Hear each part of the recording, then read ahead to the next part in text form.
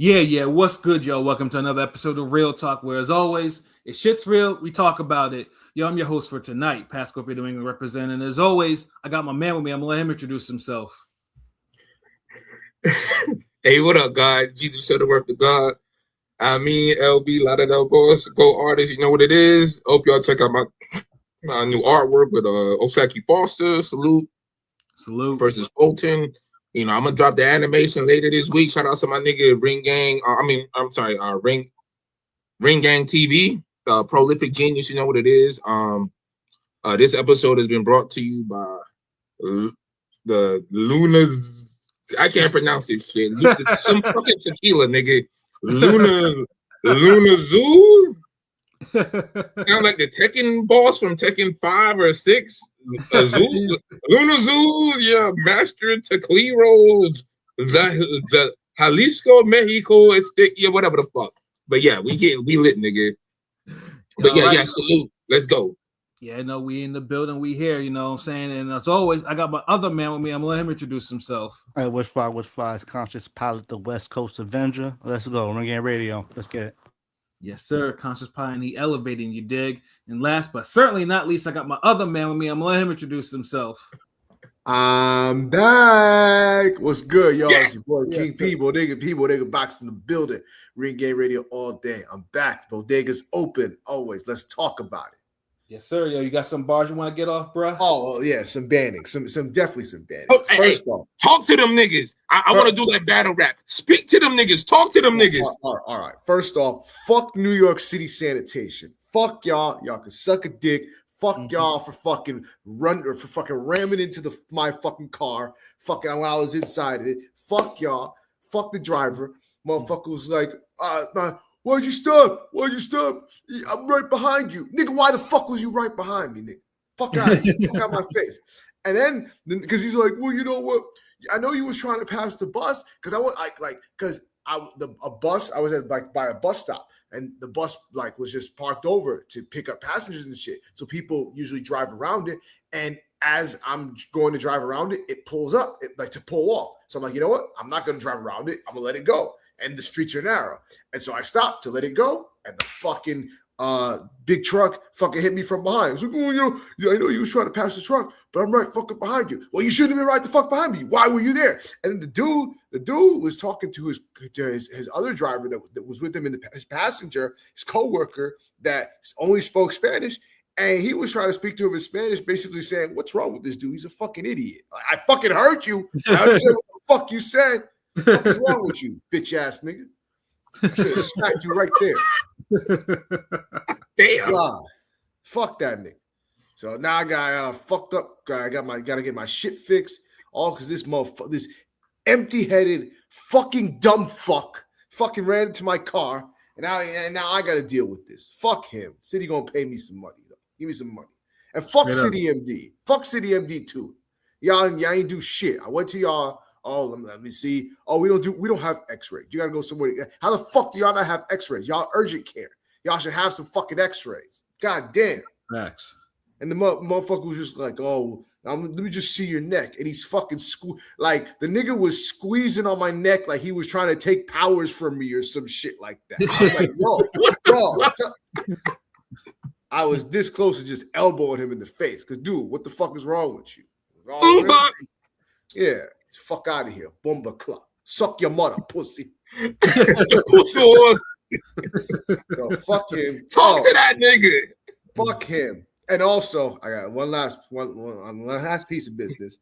Listen, anybody that saw, especially because I posted it on my Instagram, anybody that saw that I was in an accident, that I was hurt, and you just watched my video and didn't say shit, fuck you. Fuck you. And I thought some of y'all, we was cool, but nah, you're out of here. You banned from the bodega. Fuck out of here. For life. That's a for life banning. Fuck you.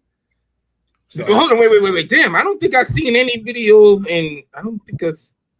No, you wasn't watching, but I already. Because I'm like, no, because I already told y'all, but I posted. Yeah, exactly. Like, so okay. Yeah, nah. This is the thing. We're exempt I from don't be this. watching niggas' stories and shit like that.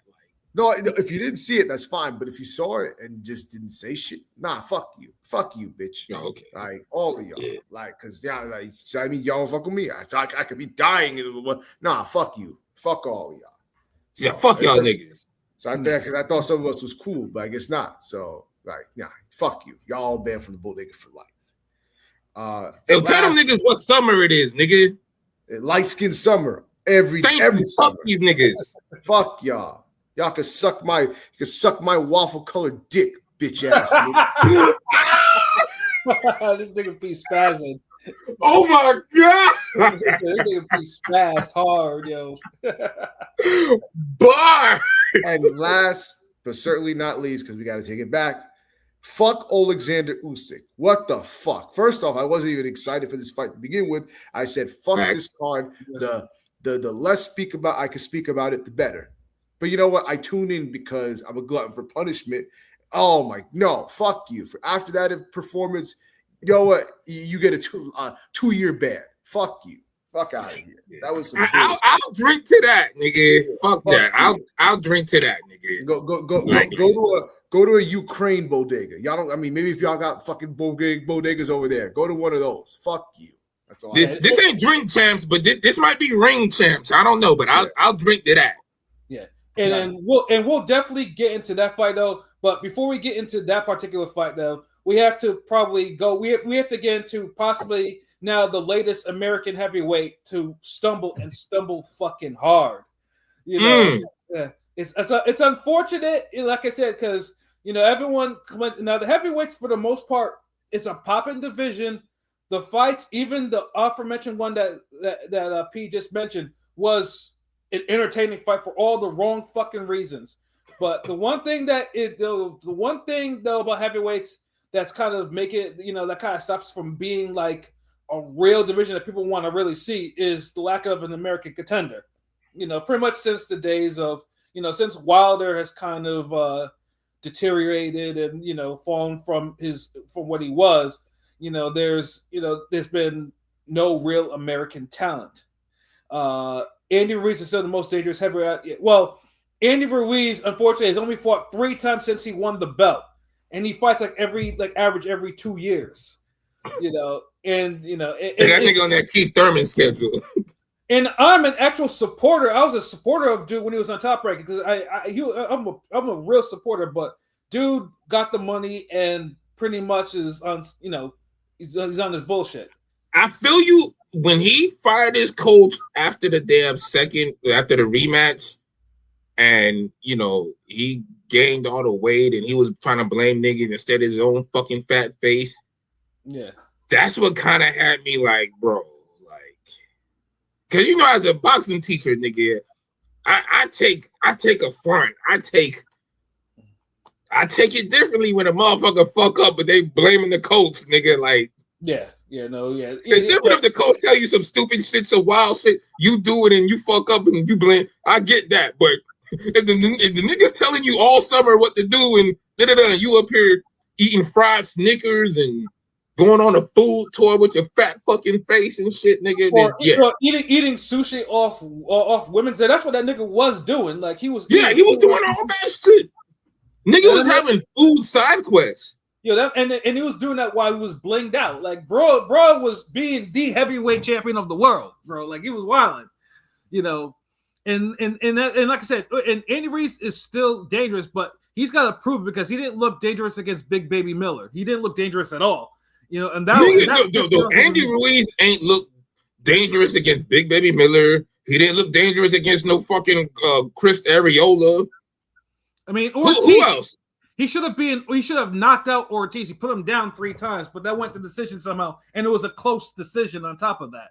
So Ruiz, I mean, I'm hoping dude has like a good final act to his career, but right now he has a lot to prove. As a dangerous heavyweight, he's a wild card for sure. But the wild card is because whether it's going to be in shape or not. Like it almost seemed like like he is who he is right now. Like it's pretty much. But at least with the American heavyweights, I mean, of course, Jared Anderson, obviously, we've talked about his troubles and his stumble because dude wanted to be Jake Paul, and crying over about how boxing is hard to Roy Jones, who probably looked at him disgust, and then he followed Turkey's offer and got his ass beat up and down and memed up by Bacoli, making Bacoli an attraction. Even Bacoli, even he's fighting Bacoli, still an attraction, which is again that's heavyweight division shit. And that and now we got Richard Torres. Torres, obviously Top Rank has been kind of building him up.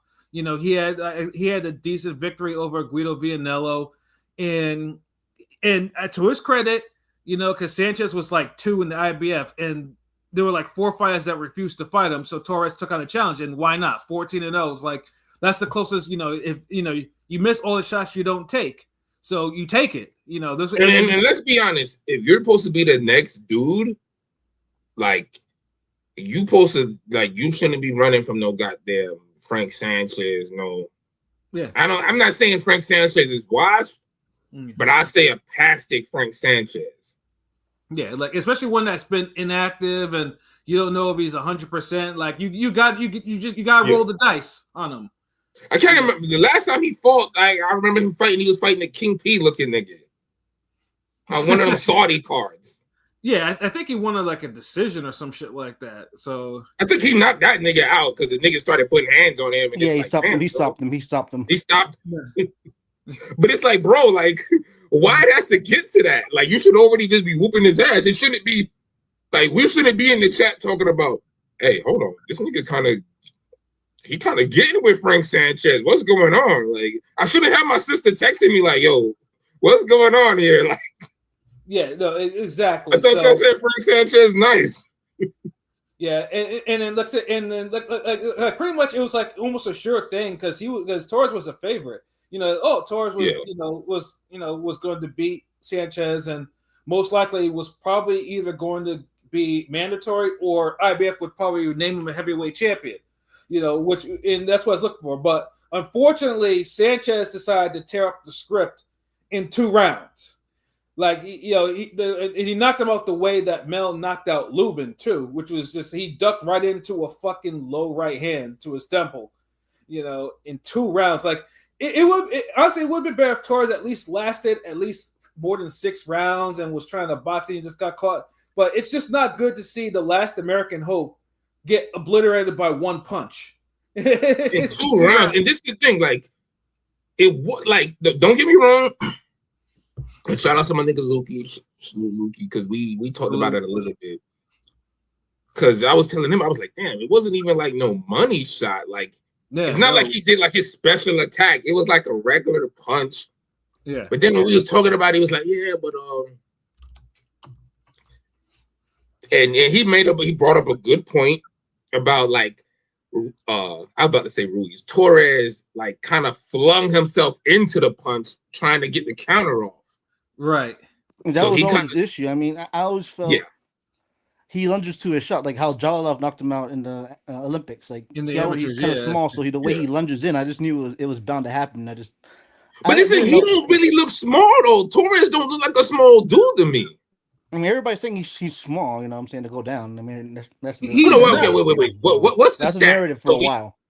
Hold on, what's his height? I'm just saying. What's his height? 6'1", like 6'2"-ish. 6'2". What's the weight? Like 2. Who are you talking about? Hold on, sorry, I stepped away from you. Who are you talking about? Torres. 240, 6'2". Richard Nigga, Torres? that's a decent sized heavyweight. I'm not saying that can't. You're not a small heavyweight. I'm just that's saying, a skill issue, his style nigga. and everything. Yeah. Torres is listed as 6'2". So and he weighed in at 229. So he's a heavyweight. He's not a cruiserweight. Yeah, and let's be honest, Pat. At 229, at 6'2", we're thinking you athletic, you could move, you light on your feet, you could bounce around, you're not sluggish. So I think that's like the optimal. If a nigga said, hey, yo, create a heavyweight for me, I'm going to say, look, give me a 6'3" nigga that's like 235. Mm-hmm. I'm good. Yeah. You know what? For me, pause. I like it a little bigger. Pause. Give me like, give me 6'5", 240. God damn, motherfucker! Put that nigga on the fucking basketball court. Wrong sport ass nigga. I mean, when I was boxing, like my optimal weight was between like 222 and 227, somewhere around there, like 229 too. Like I was effective, like, and I looked every bit the heavyweight because I circulated the pictures. And you're fucking 6'3". That's why I said, hey, 6'3", 235. Just so a nigga a little comfortable, like he's swole type shit. Like, you know what I mean? Like I don't want to see a nigga get over 235 and he's 6'3". Like if you train. I'm sorry, but to me, Riddick Bowe is the prototypical like size, stature that I like for my heavyweights. Like to me, like that type, that size. That prototypical size only worked like he peaked out one night. Like yeah, we got the perfect heavyweight. Okay, what's the stats? Okay, that's good. 6'4", whatever, 6'5", 250. Okay. Like, how long did you run this experiment? Well, he had a great fight with Evander Holyfield the first time. All right, what else? Larry Donald. I don't know what the fuck. Like, nigga, that's you. I'm gonna put on some like, I want a Joe Louis size heavyweight type nigga, like not too tall. You want these Lance Whitaker motherfuckers. Either way, I don't think Torres is a small guy. So okay, we could all agree on that.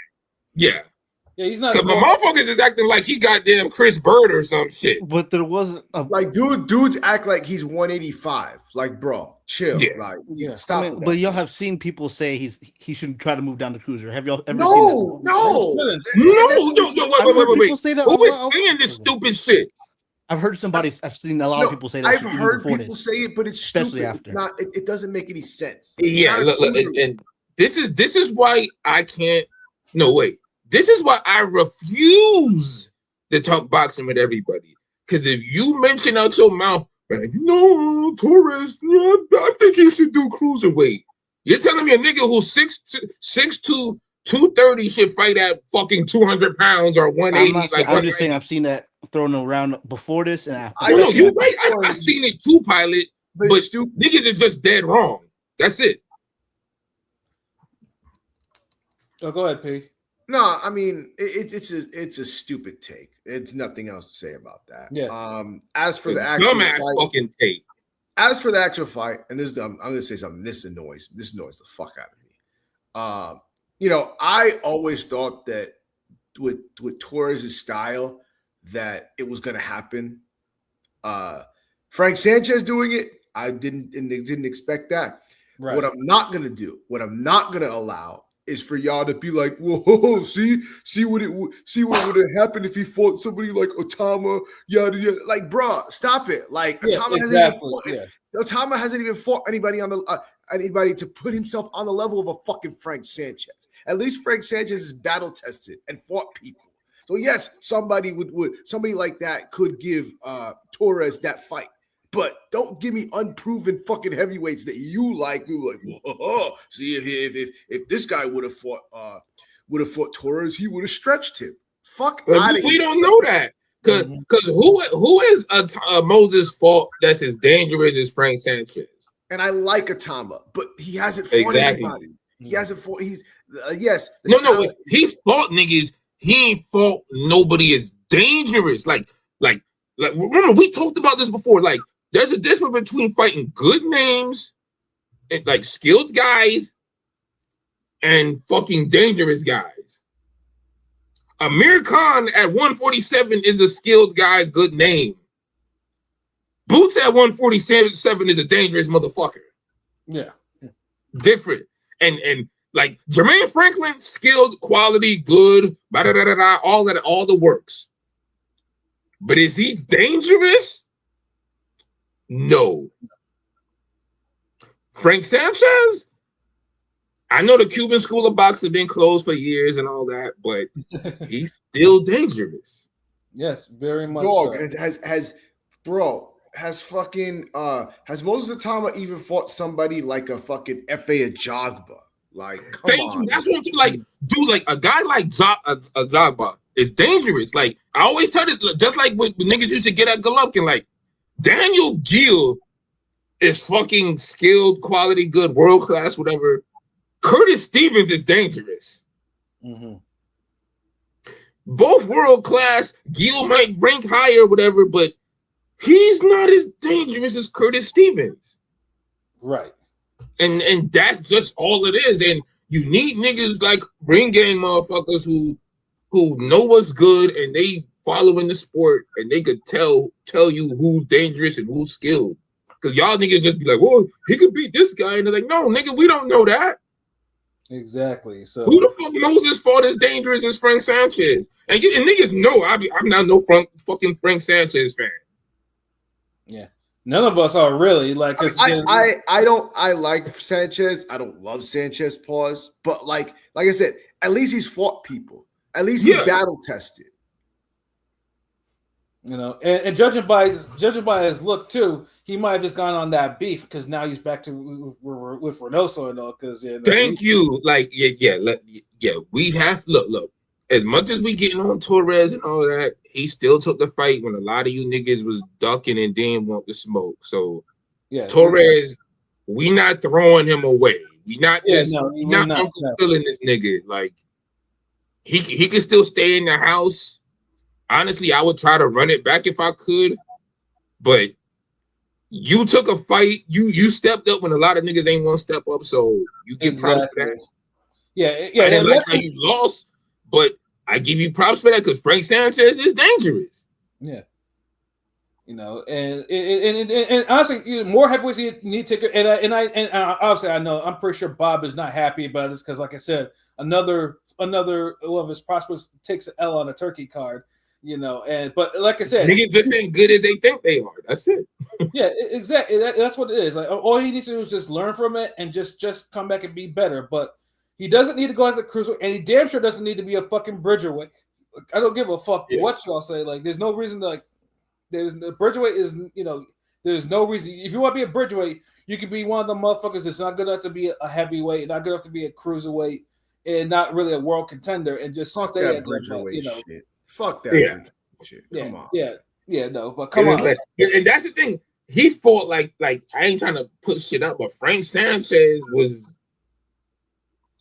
he looked like he was on some damn super serum, some type of I don't know. I ain't gonna lie. Enhancements.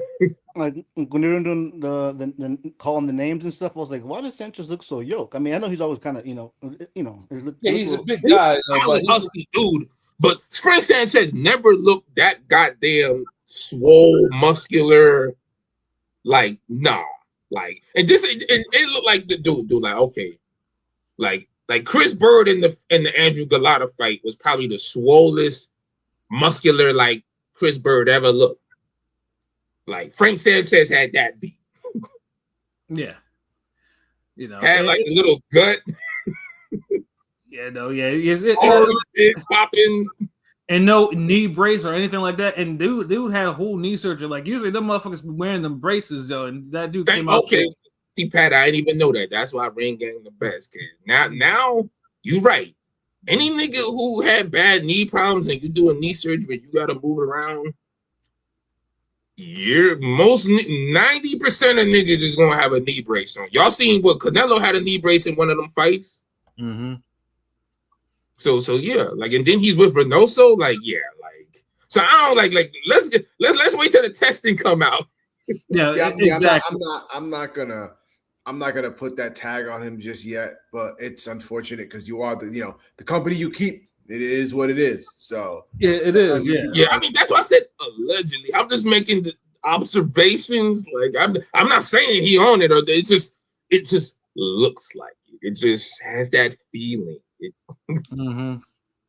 Yeah, like, and then you with Reynoso, and a lot of you boxing media niggas, y'all give Reynoso a fucking free pass, like real shit. Like never in the history of boxing has there been one trainer, coach, whatever the fuck you want to call this guy, where goddamn 80% of the camp be testing positive for shit. Exactly. Canelo, Oscar Valdez, Frank not Frank. There's Julio another Cesar nigga. Martinez. Yeah, Julio. Him. Julio Cesar Martinez. Like, yeah. We missing somebody, right? There's somebody else, right? Probably is. I'm just trying to think of who. Like, because there That's was like three niggas. Yeah. You know, But like we say with dudes missing weight. Oh, he just missing about 3 pounds. 3 pounds is too much. If you a coach trainer and 3 of your fighters pop dirty, that's 3 too much. Right. Yeah, because it would get to the point that only Ruiz was not popping dirty, and it was clear that he definitely wasn't on any shit except food. You know what I'm saying? Yeah. You know, it was thing though, but like I said, you know, I mean, we'll just wait to see what Sanchez, you know, what the results are, and I'll say Torres, you know, keep your head up, bro. Like I said, you know, you decide to, you know, you decide to swim and you drizzound though, but you know, there's still a lifeline for you. You know what I'm saying? You just have to, you know, you can still swim back, you know, to victory. So you just have to get back to it, dude. Do the Brian Norman plan. Fight somebody, get a knockout, get that confidence back. Now you coming off a win. And step it up and get a little more serious with somebody. Matter of fact, throw something at Bacole. See if he's available. Get somebody, nigga. Yeah, like I said, heavyweight division is popping. So like there are heavyweights you can fight. That is, you know, especially like someone will someone will fight you if you know, and it's like it's up to you to kind of like, you know, take advantage of that. So yeah, you know, just keep your head up, man. And then, of course, probably the less said about this fight, the better. I mean, Catterall and Giasov. Like Catterall won, and good for him. But it's the same thing that, you know, me and LB kind of harp about with this dude. Like he can punch, he knocked dude down early, like, but for whatever reason, he stays in this first gear and doesn't shift to get rid of dudes like he should have. He did it in his last fight. He did it perfectly. You know, he got him the fuck up out of there. He put him outside he had him resting in peace on the apron. Like, but yeah, Gasov though had nothing. Like, dude was rocked by every punch. Like, and once he got knocked down, it was just like it should have not went 12 rounds. Like Gasov was pretty much ready to go by mid fight. Like it should have never went past that. You know, but hey, now he gets to fight with the WBA. Whether or not Rolly's actually going to do is actually going to honor his man though, because you know Rolly for whatever fucking reason gets these title shots, and when he gets them, doesn't want to play ball. You know, he gets on some stupid shit. You know, like because you know he's more than aware that he's food. So he tries to he pretty much like to sells off his belts to the highest bidder type shit. You know, or to the most fight that'll give him the most money. And it's obvious because that's what he's doing. And of course, you know, Shiraz, you know, again, he was in the ring with someone that didn't belong in the ring with him, knocked him out in 2 rounds, body shot. You know, Shiraz is now a champion. It was more like a formality, you know, but it only went 2 rounds, so I can't shed into that much other than the WBO needs to really be careful about who they fucking put in these vacant title fights, because that's too much bullshit right there. I know Pacheco, he ducked it, and you know that's unfortunate, but I'm pretty sure they could have gotten a better fighter than that dude. Like that should have never been. And then shout out to the women's fight though.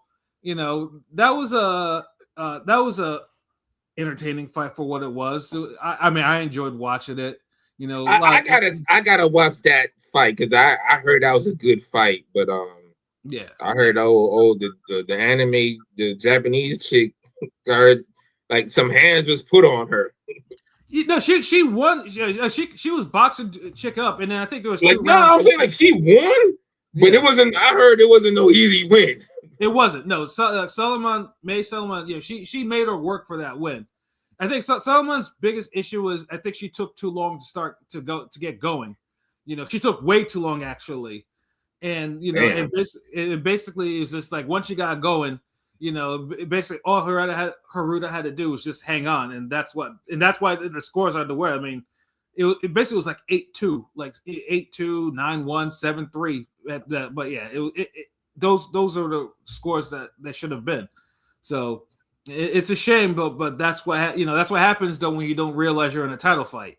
You know what I mean? You know, and then which now takes us to someone who did know that he was in a fucking title fight.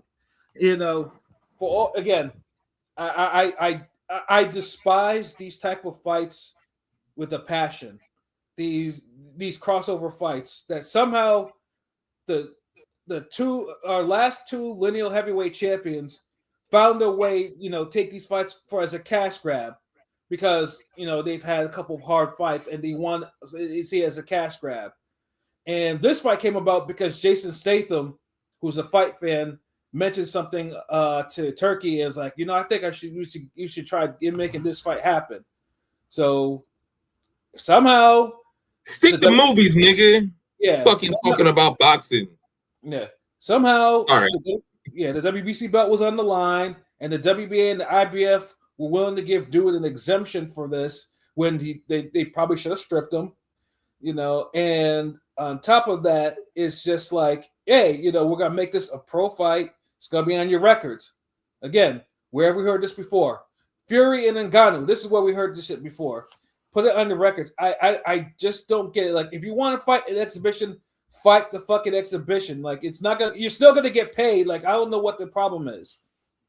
Like, y'all still gonna. Turkey's still gonna pay you your millions. You don't need to put this bullshit on your pro record. With Fury, it didn't look good because Ngannou came in. Ngannou took it seriously. He was trained by Mike Tyson was training him. He knocks down the champion. And he basically made Fury look ineffective. Fury couldn't bully him because he was too fucking strong, and Ngannou felt so confident he was able to throw Superman punches at dude and just have him, and Fury couldn't hurt him with his punches at all. So, and then it looked bad that Ngannou was pretty much able to kind of outwork him and maybe even slightly outbox him for that matter. It was a black eye because he was the reigning heavyweight champion of the world, and we had to get Joshua to kind of rectify that wrong. You know what I'm saying? So it's just like you would think you would have learned from this. Like, Creed 3 is a movie, people. Like, Creed 3 shit is not supposed to happen in boxing. It's not. There should be no attempts of Creed 3 shit happening. It's the movie. To be honest, like, if Usyk was as good as people say he is, he should have literally treated him like how Floyd treated McGregor. Yeah, exactly. And if I think too is like, yes, Floyd did drop them rounds, but Floyd knew what he was doing. Floyd made sure he wanted to empty dude's gas tank, and Floyd did a lot of shit that let him know that he was in control of this fight. It wasn't just like, okay, he's dropping some rounds, but Floyd knew what he was doing. This wasn't like Floyd desperation. Conor McGregor, like, once he kind of shot his low pause, he was food. He was breathing hard. He wasn't used to fighting 3-minute rounds, and he used to like 3-minute rounds and going past like 6 rounds or whatever. A question real quick in regard to the crossover matchups. 'Cause I have a feeling. I feel like only at heavyweight, usually like for these crossover matches at heavyweight is where, the outsider, quote unquote outsider, can be successful. Like, I think like a guy like a top, like Topuria or something, like Bud would knock out Topuria. You know what I'm saying? Like a welterweight against a welterweight size MMA or kickboxer. You know what I'm saying? I don't know. It seems like with heavyweight, it's a little different. I don't know. Honestly, we can't say that because we haven't seen lower weights do that shit. Yeah, like Floyd and Conor. Floyd and Conor is the sport. So Floyd and Conor was one of them. That was the last. What, nigga? That was like 10 years ago, and like the only one. Yeah, and then that's fucking Floyd, bro. Yeah, and that's like the issue. Is just like, I mean, heavyweights. I don't understand because the heavyweights, and it's not like we've talked about Usyk, who's waiting in the wings for him. Like, he has fights. He didn't clear out he cleared out his era. Like, the ones that are like, there are heavyweights on the horizon that he should be fighting. Caballero is on top of that fucking list. Because all this shit about he's getting old and look at Muhammad Ali. He was 39. Just shut the fuck up. Yeah, that's the shit that's pissing me off. Don't compare Muhammad Ali to this goddamn motherfucking James Bond villain looking motherfucker. Yeah, respectfully, because I fuck with Usyk, but come on, god damn. Yeah, like Usyk is an all-time great fighter. Like he's a Hall of Fame bout, no question. He's probably one of boxing's best road warriors ever. Yeah, to win all his titles on the fucking road. Like he's and he be beating niggas and he be like the B-side most of the time. Like so, exactly. that gets credit, that gets problems, but it's like y'all gotta stop taking shit like that and then just like going to the moon with it. Yeah, like Ali at 39 fought 61 fights, fought 15 rounders, fought legit killers multiple times, mind you. Like dude, fighting damn Joe Frazier 3 times ain't the same as fucking fighting goddamn Tyson Fury twice. Yeah. Fought Ken Norton 3 times, fought a Foreman, fought an Ernie Shavers, fought Sonny Liston twice, fought a Cleveland Williams, fought a Oscar Bonavena. Like he's fought a lot of niggas that would kill an average fighter, like kill average fighters. Like he dominated 2 heavyweight decades. Like no heavyweight have I seen as dominated. Beat niggas who Olympic gold medalists. What's that? I'm sorry. He beat niggas who are Olympic gold medalists. Yeah, exactly. I know y'all want to say, well, Usyk beat Joshua. Yeah, Joshua was that dude. Yeah. But like, we're not gonna fucking put Joshua on the same level as George fucking Foreman and. Yeah. Like Usyk has 25 pro fights at 39. Muhammad Ali has 61. And like and by in 61, he was a shell of himself. So there's context. People like newer boxing fans. And like you said, 61 15 rounders. Yeah. Yeah, it's very different. Like you would be like if you fought 61 fights with his competition, you would be losing to Trevor Berbick too. You know what I'm saying? Yeah. And we're not going to just sit here and say Trevor Berbick was just worthless and he wasn't a capable world-class guy. Yeah, because not saying Trevor Berbick was some all-time great Hall of Famer, but let's not act like he was motherfucking Clifford Etienne or somebody. Like I saw so many fucking Rockman versus the Rico guy. I'm like, come on, man! Like, what are y'all doing? Trying to like I said, and I mentioned this before. The '80s heavyweights got rid of the Ali's era heavyweights. They had problems, but they could still fight. So and Berbick did what they did. They were just druggies. They were just druggies. They were just druggies, and they had a lot. If they were druggies, they ate too much, and they had a lot of personal problems. But they could fight, and they had Don King in that era too. Yeah, exactly. But they were talented enough to get rid of the Ali era heavyweights, and they got rid of. But what it is too, they was they was low key what the 154 division is right now. If you just threw a 8-ball of coke on the table or some shit. Facts. Like when I mean by that, respectfully, that you had a bunch of hot and cold, talented guys who were skilled, who anybody could beat anybody on any given night, any given Saturday for my football niggas. That's pretty much. You know what I'm saying? So, yeah. So that's what Pat's saying, basically. So when y'all say this shit about, oh, he did like, no, like slow it down. It ain't like that. Oh no, but real salute. Hey, what up? Champy 26Q. Hey, what up? Salute, bro. And Joshua O, salute. Shout out to the Nets fans out there. That's P. Salute. Salute, Joshua O. I see that. And Umar Johnson, what's up, man? When you gonna get that school ready? We waiting for that school, man. Nate Diaz embarrassed him in the first fight. Conor never had a win in his own sport. I mean, I feel you. Khabib took all the energy from Conor too. Shut hard work. Nah, bro. Bald head. Shut up.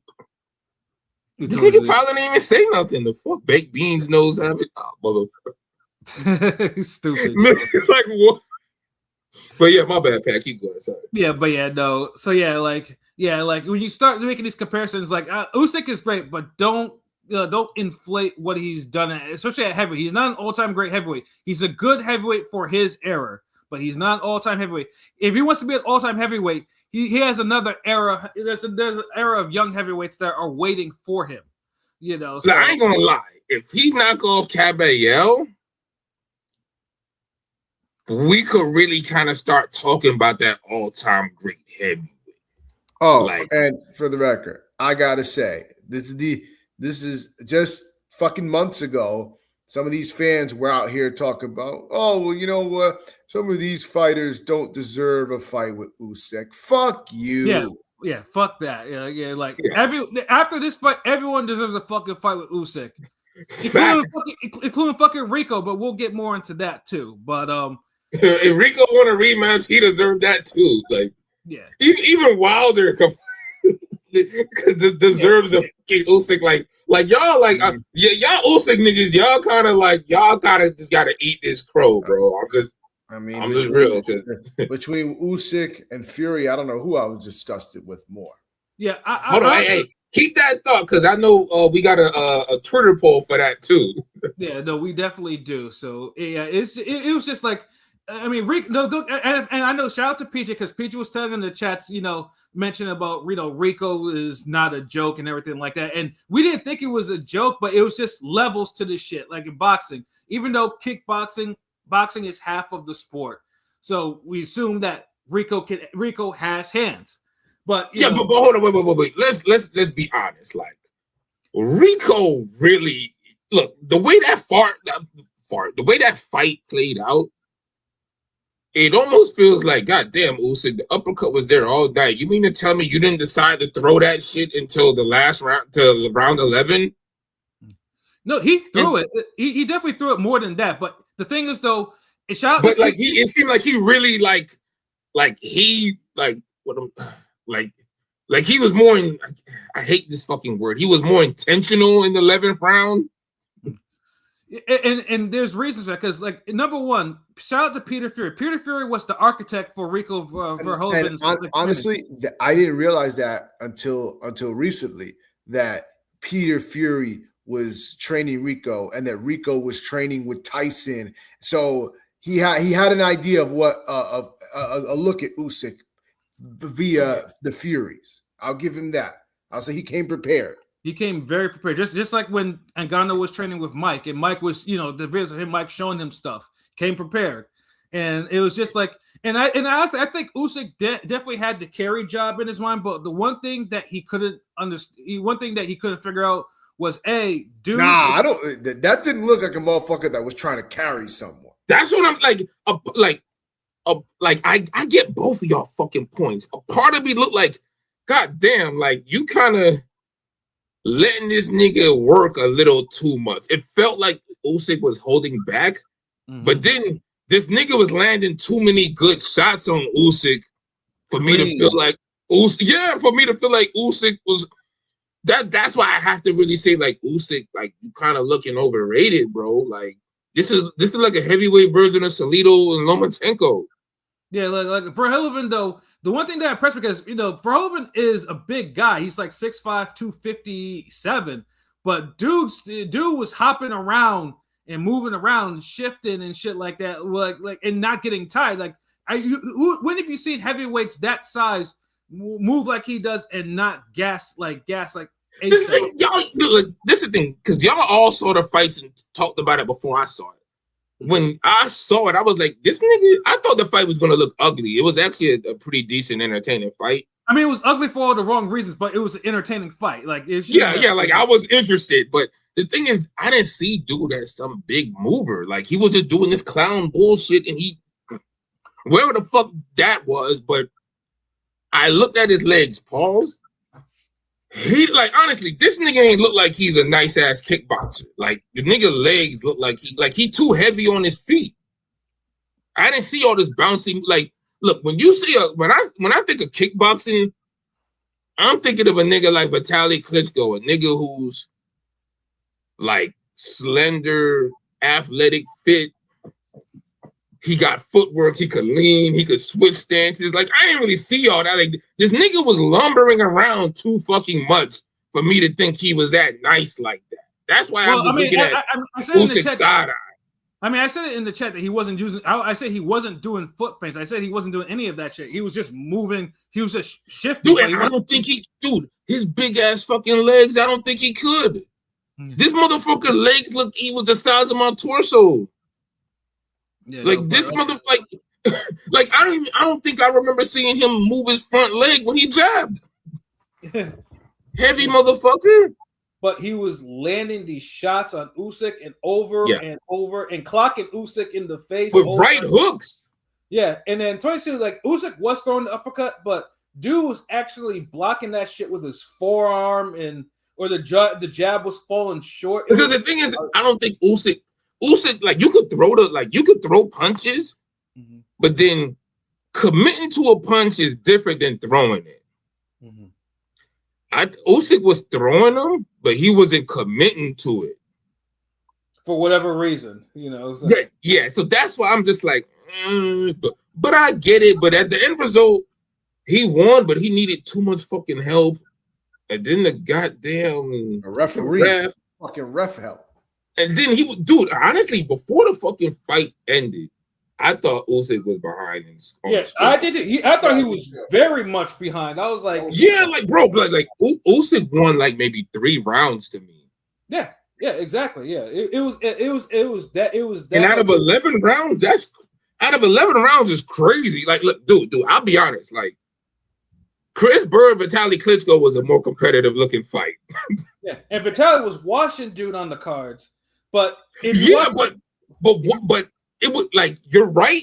He was winning on the cards. Yeah, it felt more. But it was a way more competitive fight. Like you said, it felt more competitive. If like just not scorecards withstanding, it felt more competitive than the scorecards show. Yeah, exactly. Because remember, it was at that one point when Larry had said that. I think Chris Bird landed a counter or something. It was a nice shot, and Larry Merchant was like, "Okay, this is what we're talking about. Like, it's one thing to make him miss, but you got to make him pay." And that's what Chris Bird did on that, and they kept going. But I think the fight ended in the 9th round or something. Yeah, it was because But by the 6th round, it was one of those. It was trending. It was the trajectory of the fight was leaning toward Bird. Yeah, because what happened was Vitaly's biggest weakness was any fighters had upper body movement, and Bird, he could not hit Bird cleanly. His style was not conducive to Bird's. Like, he tried, and that's what because it was the shots that he was throwing and not landing that ripped his shoulder to shreds. That's basically what he happened. dropped his his connect percentage was dropped to 22% against Chris Bird. Yeah, like you're talking about a nigga who's landing half his punches, and then you go from 40-something% to 22. Yeah, that was the punches you do land ain't even doing shit. Yeah, like that. Bird was a stylistic nightmare to Vitaly, and so that's basically how Bird got that victory, because Vitaly was overcommanded with his punches, and he tore his shoulder to shreds. So I mean, but this fight too with like Usyk, it was just like Usyk took too long to figure it out, and it looks bad because he's the lineal heavyweight champion, and he's a consensus 1 or 2 top fighter in the world, and a 1-0 kickboxer coming in there is giving him the hardest fight of his whole career. It doesn't look the optic, and just saying it doesn't. Me saying it sounds asinine. And not only that, you needed like some goddamn tag team referee help to kind of like, wait, hold on, like you gotta. And in the open scoring too, like at the stoppage, 2 judges had that shit even, with only 1 judge having Rico up front. And like, come on, like that, and it was only by like 2 rounds. Like it was more than that. Like Rico was winning that fight away. Like Rico was probably was very close to commit to causing boxing's biggest upset ever. It would have been boxing's biggest upset. There's no upset that would. I know niggas are like, but what about Buster Douglas, Mike Tyson? Buster Douglas was a goddamn heavyweight contender, bro, and had quality victories as a heavyweight contender. Rico has his last boxing fight was in the 90s. That's like I said, like come on, like you gotta stop like all that. Zilch, nada, zip, all that, nothing. Yeah, just like, a big motherfucker with tree trunk legs. And then fought out of his mind. And the referee though was now. I get if you don't hear the bell though, but you gotta let that, like if you hear, like you can't just stop it like 3 seconds after the bell. Like you stop it if he's going to his corner and he collapses or some shit like that. Where it's like, okay, he's had enough for the day, that type of shit. Man, it wasn't even the time for me. It was the fact that to me, like, I mean, the last shot was bad, but like a lot of the shit that he was hitting Rico with, like, wasn't even landing all that cleanly. Rico was still had his wits about him. He was still fighting back. It was bullshit. There was no reason to stop it. Right? Yeah, like it was just bad timing, and then because that fight at that point deserved a proper ending. Now, could Rico survive the 12th round? Maybe, maybe not. But Rico had earned the chance to do that, and to at least see if he can actually do that, rather than just have that very poor stoppage, because that was a terrible stoppage, and because of that, now it goes into consideration. You get all these think pieces. It's like, well, Usyk was supposed to carry him, or Usyk winning this fight would have lost a lot of money, would have torqued the scripts. It makes boxing look like fucking pro wrestling, as in it's predetermined. It's not, you can't. And don't get me wrong, there are some fights where you've known that there's that someone. If I wanted to watch scripted shit wrestling, I'd watch WWE or AEW. I'm not watching boxing for this. Keep that shit. Exactly. Nice. And it's just like it just and like I said, the optics is like, this is Usyk. If you have to give Usyk, the champion, a chance to see if he can end the fucking fight, you give Rico a chance to see if maybe he can survive or hold off Usyk's second win, legendary second win, something of that nature. You have to let that fight. You had to let it go to that conclusion, and it just leaves a bad taste in everyone's mouth, because now. I mean, I know Usyk was like, "Hey, come on, guys. I was just playing." When he clearly wasn't. No, nigga. Nobody in the history of playing is gonna take hard shots from a 6'5" motherfucker who weighed 250, whatever the fuck. Nobody plays like that. I don't play like that. Yeah, you don't do that. And Rico, like I said, Rico is like, okay.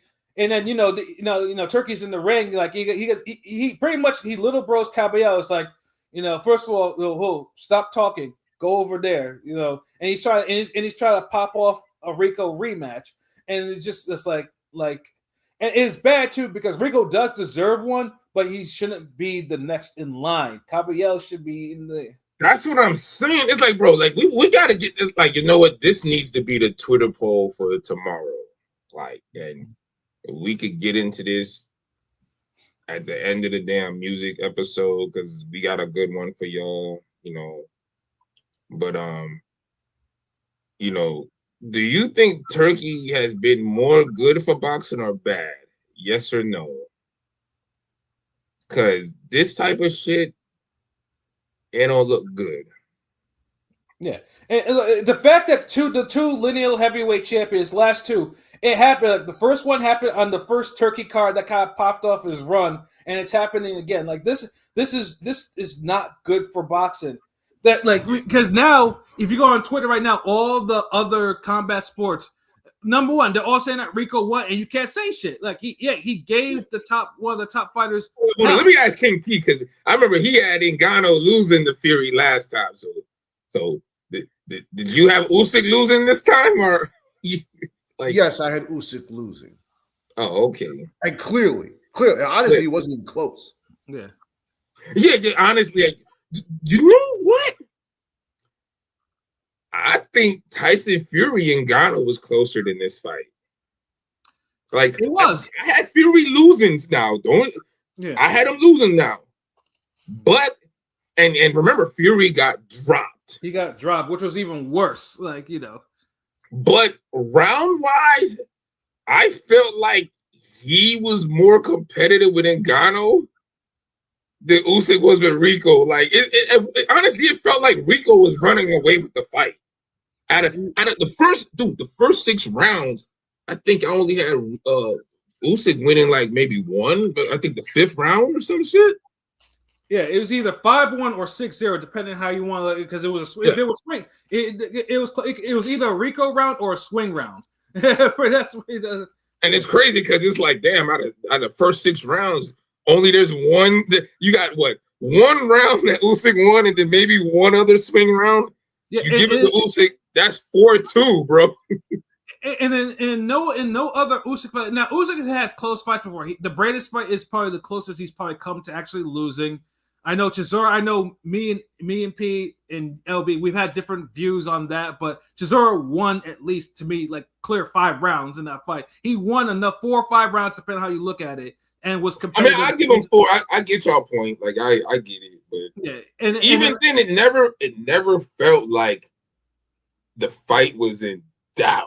Like yeah, exactly. Yeah, this fight looked like it was in doubt from round 7. I was just like, wait, like this nigga might lose this shit. Yeah, I mean, you better turn this the fuck up. Yeah, and I'm over here like, I'm over here in the chat. I'm like, what the fuck is going on? Like, what the fuck is this? Like, I had never seen shit like this. Like, I mean, I've watched boxing for a long time. I'd never seen shit like this ever. Like, this was it was getting carried away. Like, I mean, Usyk was like a minus 5,000 favorite. Hey, hold on, LB. You said might lose. I was like, no, he's going to lose. What the fuck? Hey, look, bro. Look, I know you're a little younger than me, but I've been watching this game for a minute, and I know that, these motherfuckers that pull out all stops to make a motherfucker win.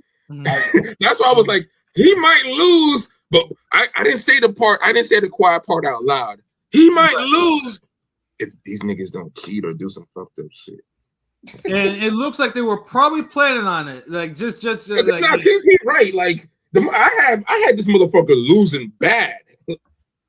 Yeah, no, it wasn't like a trajectory surge like we talked about with Bird and Vitaly, where you felt Bird was coming on and you could kind of understand like Vitaly's like, fuck it. Like this little nigga throwing hands, and I got 3 more rounds to deal with this. Nah, fuck it. It didn't look like Usyk was coming on. It just looked like he had little moments, and then the stoppage moment was his best moment. And the ref said, "All right, fuck it, we gonna take that moment and do what we do." The fuck. Yeah, I mean, Usyk was career heavy. He was like 233. He looked sluggish. He didn't train hard. It was clear that he didn't. He didn't train hard for this shit. I know niggas is telling me that, he trained. No, he didn't. He didn't train at all. Like nothing. Yeah, like this one thing, like y'all so easy to fucking. I don't think Tyson Fury trained. I don't think this nigga trained. Like why y'all can't say fucking Usyk ain't trained? God damn. Yeah. Like Jesus, I can't even say I can't even like. A part of me was like, man, why y'all can't believe this cracker ain't trained? Because y'all are quick to say Tyson Fury ain't trained. Like no, what is with Usyk? Like y'all can't. Like my whole thing is this, like y'all mean this like I hate when niggas act like you can't point out one negative thing about somebody. And I feel like that's what Pat's doing, and niggas is just jumping out the window with that, like, nah, he trained, he was serious. It didn't look that way. Well, if he did train, he did the bare minimum. He did the bare minimum. Like, dude, at heavyweight, for the most part, Usyk always looked in shape as a heavyweight. This time he had a belly. He had a little bit of a belly, He nigga was always calling Fury belly. That motherfucker had a belly. It's like, come on. Like, he's a real greedy. Because it's cool. It's cool to shit on Tyson Fury. Like, I think that's what it is. Lately, he's the real greedy belly. You know how he calls Fury greedy belly? That motherfucker's the greedy belly. Yeah. He don't even want he wants the big money. But that's the thing. Like, niggas could accept it with Tyson Fury because we're used to him having fuckery for like the last 10 years. Usyk is a straight-laced, fun guy, smiling, training, hearts on fire, running themes with goddamn Joshua on the beach. And like, so niggas want to be like, oh, he's so great for the sport. He's such a good guy. And I get it. That's cool.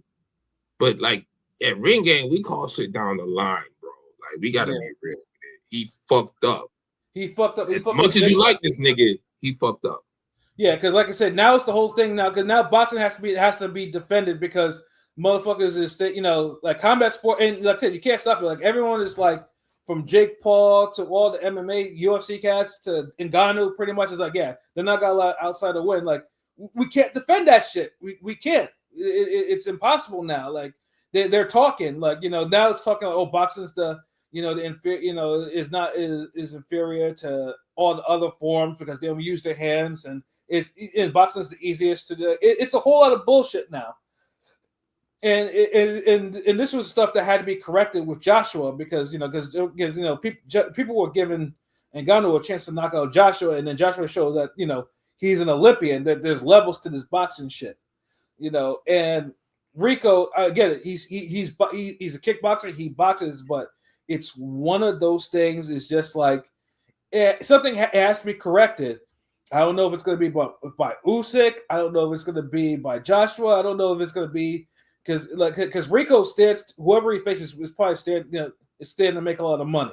Turkey's going to bring him back though, but it throws the heavyweight because, like I said, Kabiel should be getting the title shot, but now it's like, is he going to get the title shot? Is Usyk going to take the fight, or is Usyk going to take this rematch? It's like it throws a wrench into something that really didn't need to be thrown a wrench into. Stop giving like boxing a chance to look bad, and that's what I feel like Turkey is low key doing.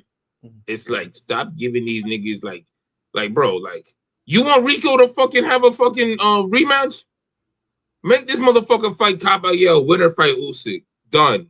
Yeah, done. Yeah. Like, if y'all want to fucking, I mean, I'm not saying Rico deserves a shot, but he was just like, this nigga literally just walked into the room on some late shit, and niggas is like, okay, yeah. Step to the front of the line. Yeah, exactly. And Kabayel been in the room the whole fucking time. Yeah. Like, nah, gang, I don't, no, I don't, what's fair is fair, nigga. Yeah, exactly. With nobody else around, Kabayel is legit the number one contender. If he was to fight Usyk tomorrow, next month, whatever the fuck, I'm picking Kabayel to win, maybe by KO. Yeah. And I've been saying that he's Usyk's hardest fight since fucking last year. Yeah, and now it's basically looking like Usyk might be a little food, like it might be food now for some of these niggas. Like, well, you know what? Pass the fucking torch, then, nigga. Yeah, because like I said, because we already were not on board with his plans of him fighting Fury and Joshua for a third time. Because damn that, I don't want to see none of that shit. And it's just like he took this fight as a cash grab, and it's just like now it's like, okay.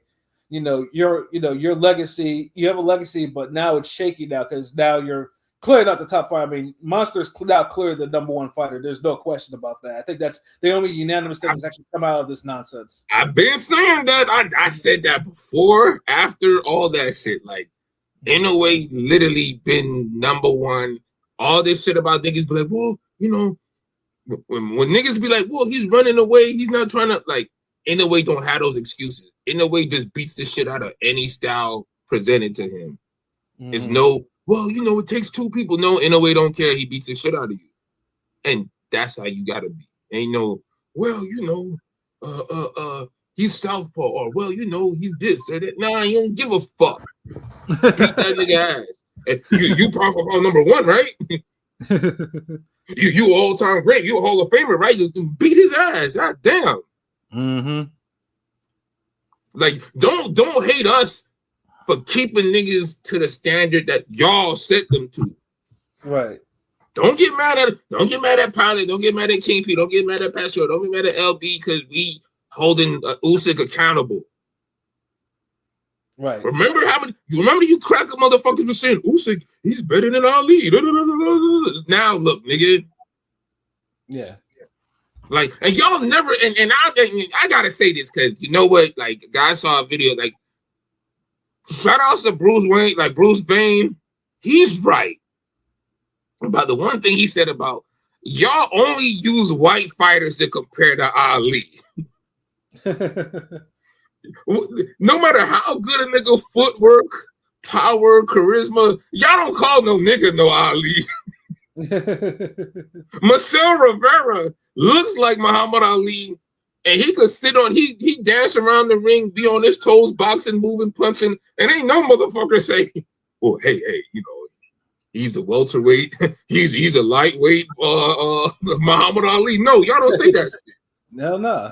Motherfucker wear the trunks, look like him, could box like him in spurts. Y'all don't say nothing. Not one thing. But y'all get these goddamn Tyson Fury ogre looking ass, and now Usyk like, oh yeah, he moves it. Ali, look, he's just great. Shut the fuck up. Yeah. Damn. Yeah, no, yeah. As much as goddamn Cody Spinks was running around the ring, y'all ain't call that nigga no goddamn Ali. Right, exactly. Y'all ain't call as much as like who else? Yeah, I don't remember y'all calling Chris Bird no Ali, no, none of these other niggas who moving around. And Steve Cunningham was never no Ali. Like, stop it. Yeah, no, this definitely has to. The Ali comparisons have to stop. There is no comparison to Ali. Ali is where he is because of the brutal and great totality of his career. Usyk is Usyk. Well, why can't Usyk fight like Tim Witherspoon? You feel what I'm saying? Like, y'all got to stop this. Like, y'all know better than fucking shout out to Marquise with the Max Schillerman with the goddamn. Oh, Callum Wash is throwing a double left hook. He looks like prime Roy Jones. Like, yeah, get the fuck. Nigga, if you don't get your, you gonna make me just throw you off the TV, nigga. Yeah, exactly. Though, but this event, like I said, the fight. Like I said, don't get me wrong, the fight was entertaining for the wrong reasons, and with probably a better ending, it probably is a Stone Cold Fight of the Year candidate and stuff like that. Nah, it wasn't no Fight of the Year candidate, bro. It wasn't it was competitive. It had moments. It had, it was close. Fight of the Year, dude, you hear what you're saying? Fight of the Year, like. Yeah, I realize what I'm saying. It really, and I really shouldn't use it, but it's one of those things because if you was gonna say it was trending to become upset of the year. Yeah, which that too. Well, fight of the year, but it was a good fight. I was entertained, and y'all had me already hyped up for reading the chat because I don't know if my Saturdays be too crazy where I can't.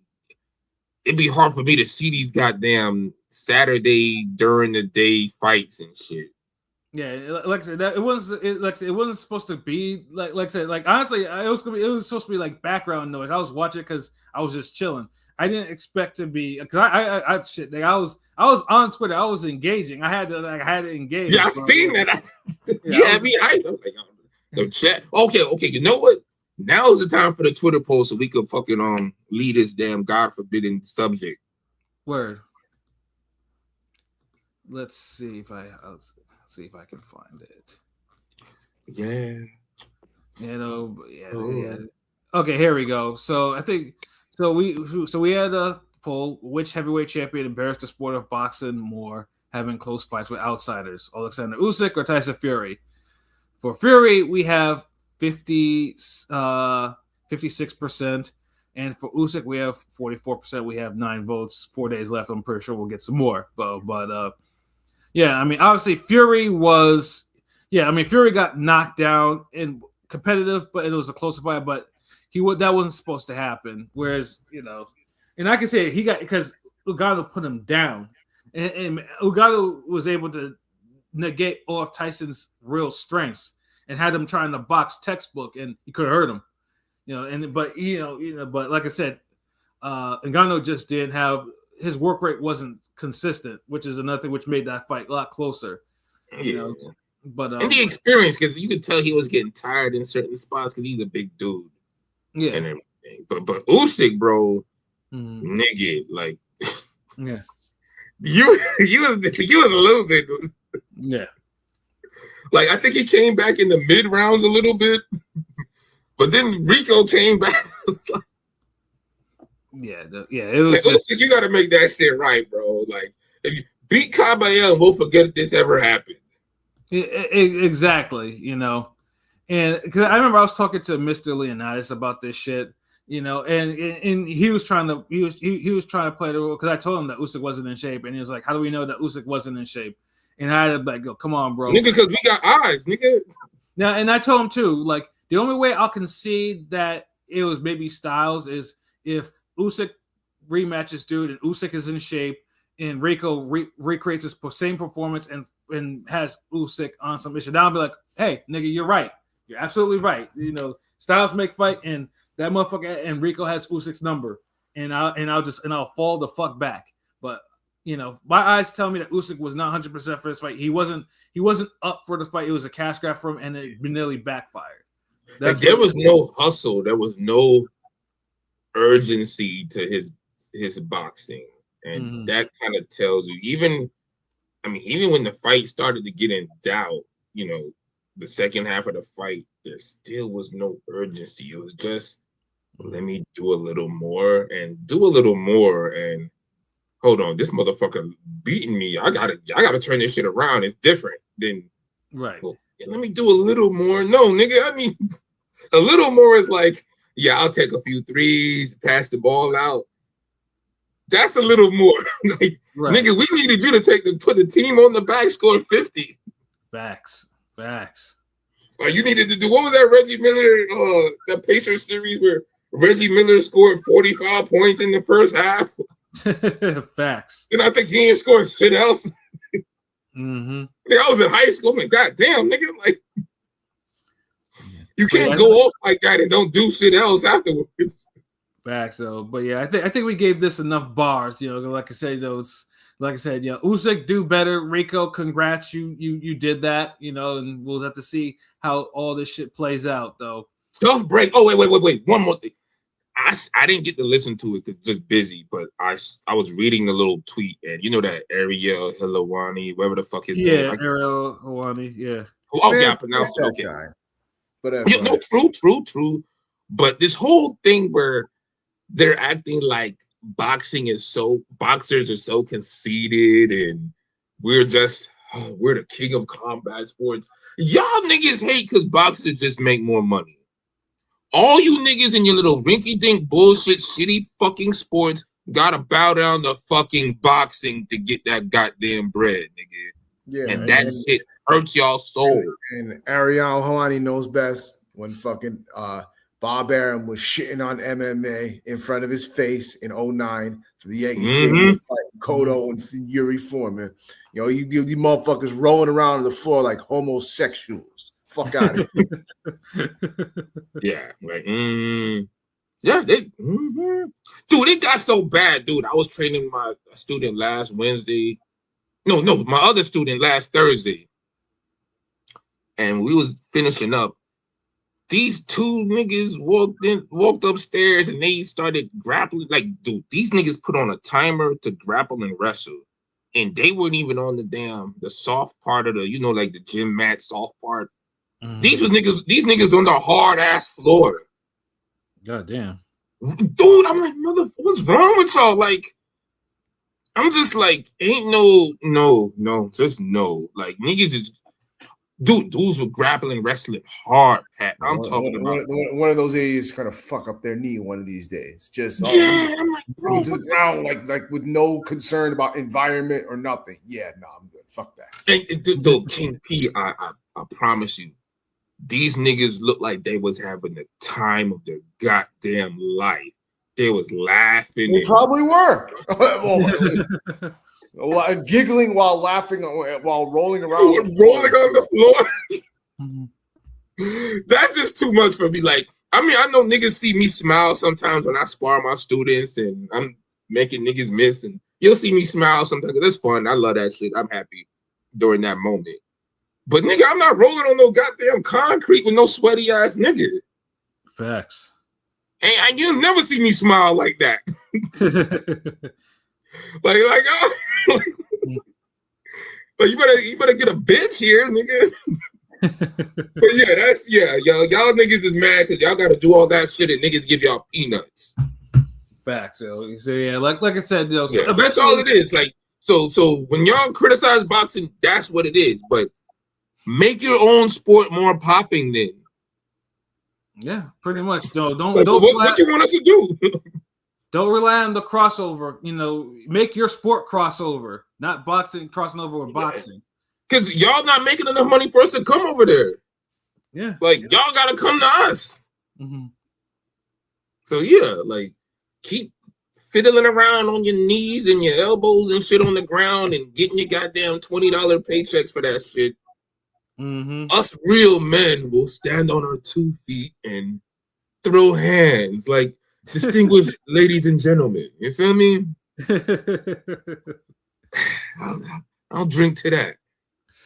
Oh man, but yeah, no, we definitely gave that some bars though. But luckily, this coming weekend, we got 2 fights going back on a boxing shit. One is more of a rarity of these things, because not only it's a title fight between two Black Americans and Black Americans on top of that, because we've mentioned before, like Black Americans in their prime too, and in their prime too, because young physical prime. Yeah, just making sure. Yeah, because we've mentioned that there's been a lack of that over the last decade and a half. It just niggas have to go back to Floyd and Mosley and shit. Yeah, no, yeah, it is real, and it's not just this one, but in all divisions. Like it seems like it's more of a rarity these days, where before it used to be the fucking norm. Yeah, and I'm not even nationalistic like that, but it is kind of fucking odd. Like because you know what it is like. Let's be honest. Like Black Americans, niggas provide the juice for boxing. If we being real, but the thing is, niggas don't know that they provide the juice, or they don't think they do. So they always running with the whole Floyd routine of okay, I gotta fight Juan Hector Valdez, or I gotta fight Pedro Martinez. I gotta. Like y'all running that shit into the ground where it's like 4 or 5 niggas we want to see y'all fight each other, but y'all single out the Pitbull Cruzes and the Ryan Garcias and then all them niggas. Like y'all forget, like Floyd fought Chop Chop, he fought Sean Bay Mitchell, he fought Zeb, he fought Mosley. Like he mixed it up with some niggas. Like y'all don't want to do that. I mean, Emmanuel Augustus too. That's another one. Oh, yeah, thank you. So sorry about that. Shout out to Emmanuel Augustus. Like, bro, like. And there's ample amount of niggas in y'all division to do this. It's not like we like ganging up on one motherfucker. Like, damn, there's nothing but a bunch of Asians and Latinos. But you know what, Mark Too Sharp, we need to see you fight more brothers. Like, bro, I'm trying. Like, look what's out here for me. Y'all niggas ain't got that, and y'all just, well, he's my brother. Oh, we was in the trenches. Oh, we slept head to foot with each other. I don't want to hear all that shit, nigga. You know what I'm saying? Like Chris Burr and Jamil Klein, they were close to their brothers, their wives were friends, and them motherfuckers were beating the shit out of each other. Now that's a fucking fight of the year. And it's crazy because in real time back then, I felt like that was a good fight, but I wasn't even thinking that was a fight of the year. Hell no, it wasn't. Hell no, I didn't think about that either. It was just thank you. But if that fight happened right now, fight of the year.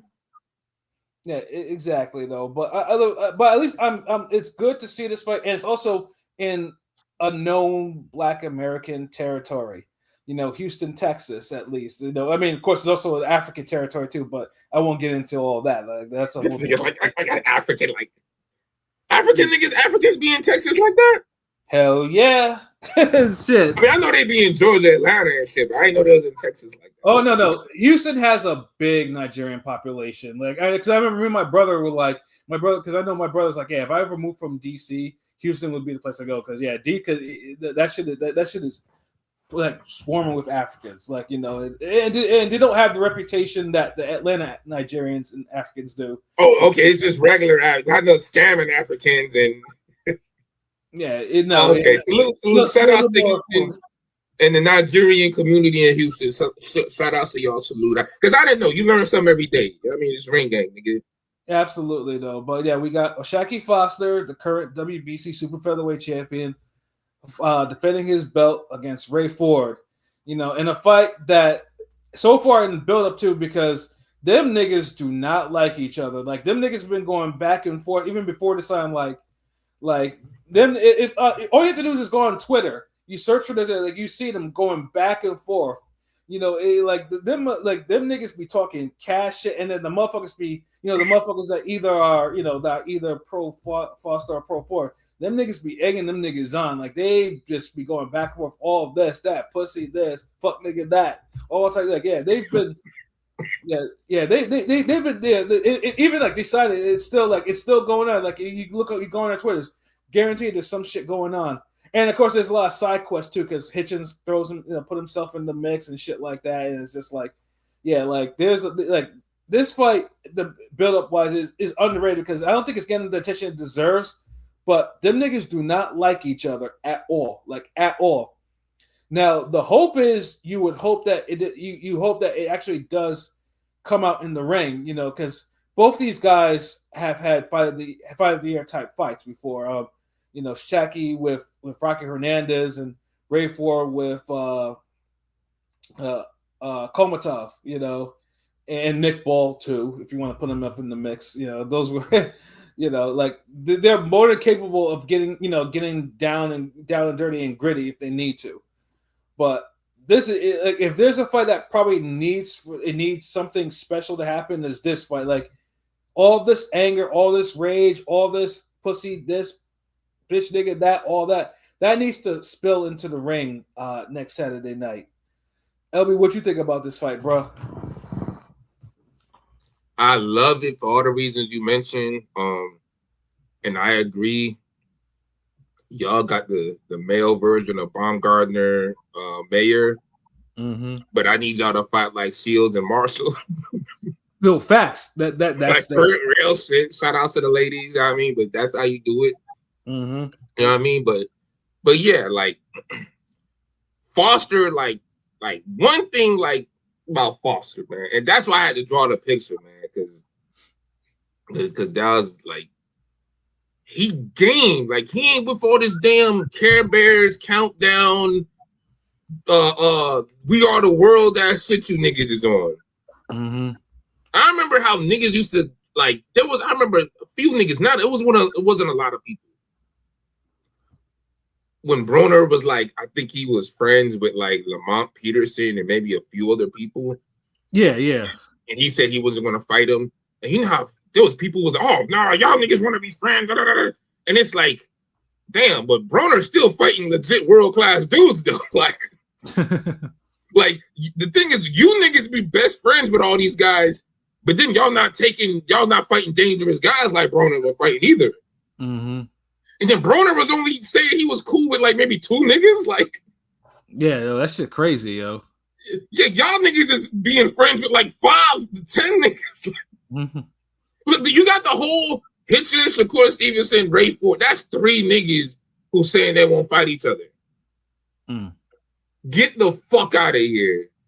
And Foster's breaking all that shit up. And he's calling all these niggas out. He's stepping to these niggas. He want to put belt to ass. He got the right mentality for niggas like that. He got the right mentality. Like, exactly. I'm hyped for this fight. Like, oh my God, like I'm hyped for this fucking fight. Like after Inoue Nakatani, this was the one I was looking for up to before we get to Boots Zayas. Of course.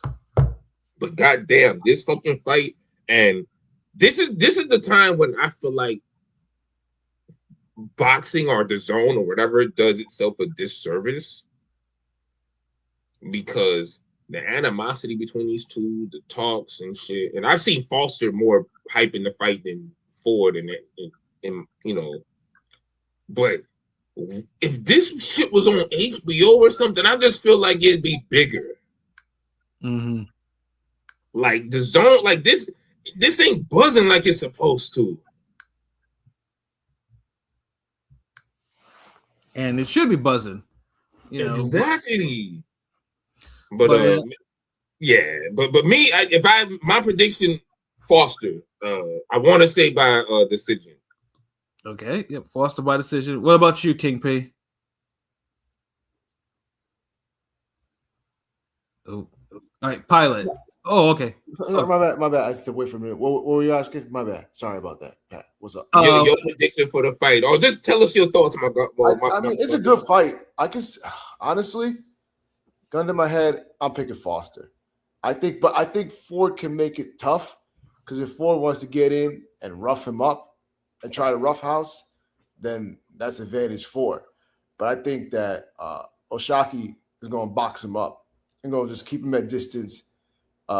Use the right, jab him out, and just I don't think he'll have that hard of a time with it either, to be honest. Now, whoa. So you think Foster just winning like a 117, 111 type fight? Like he clearly, like, I mean, because I think he clearly beats dude too, but you saying like it's gonna be easy. I ain't saying it's gonna be easy. No. I'm not saying easy, but I think what Foster wants to execute, I don't think it'll be hard to execute.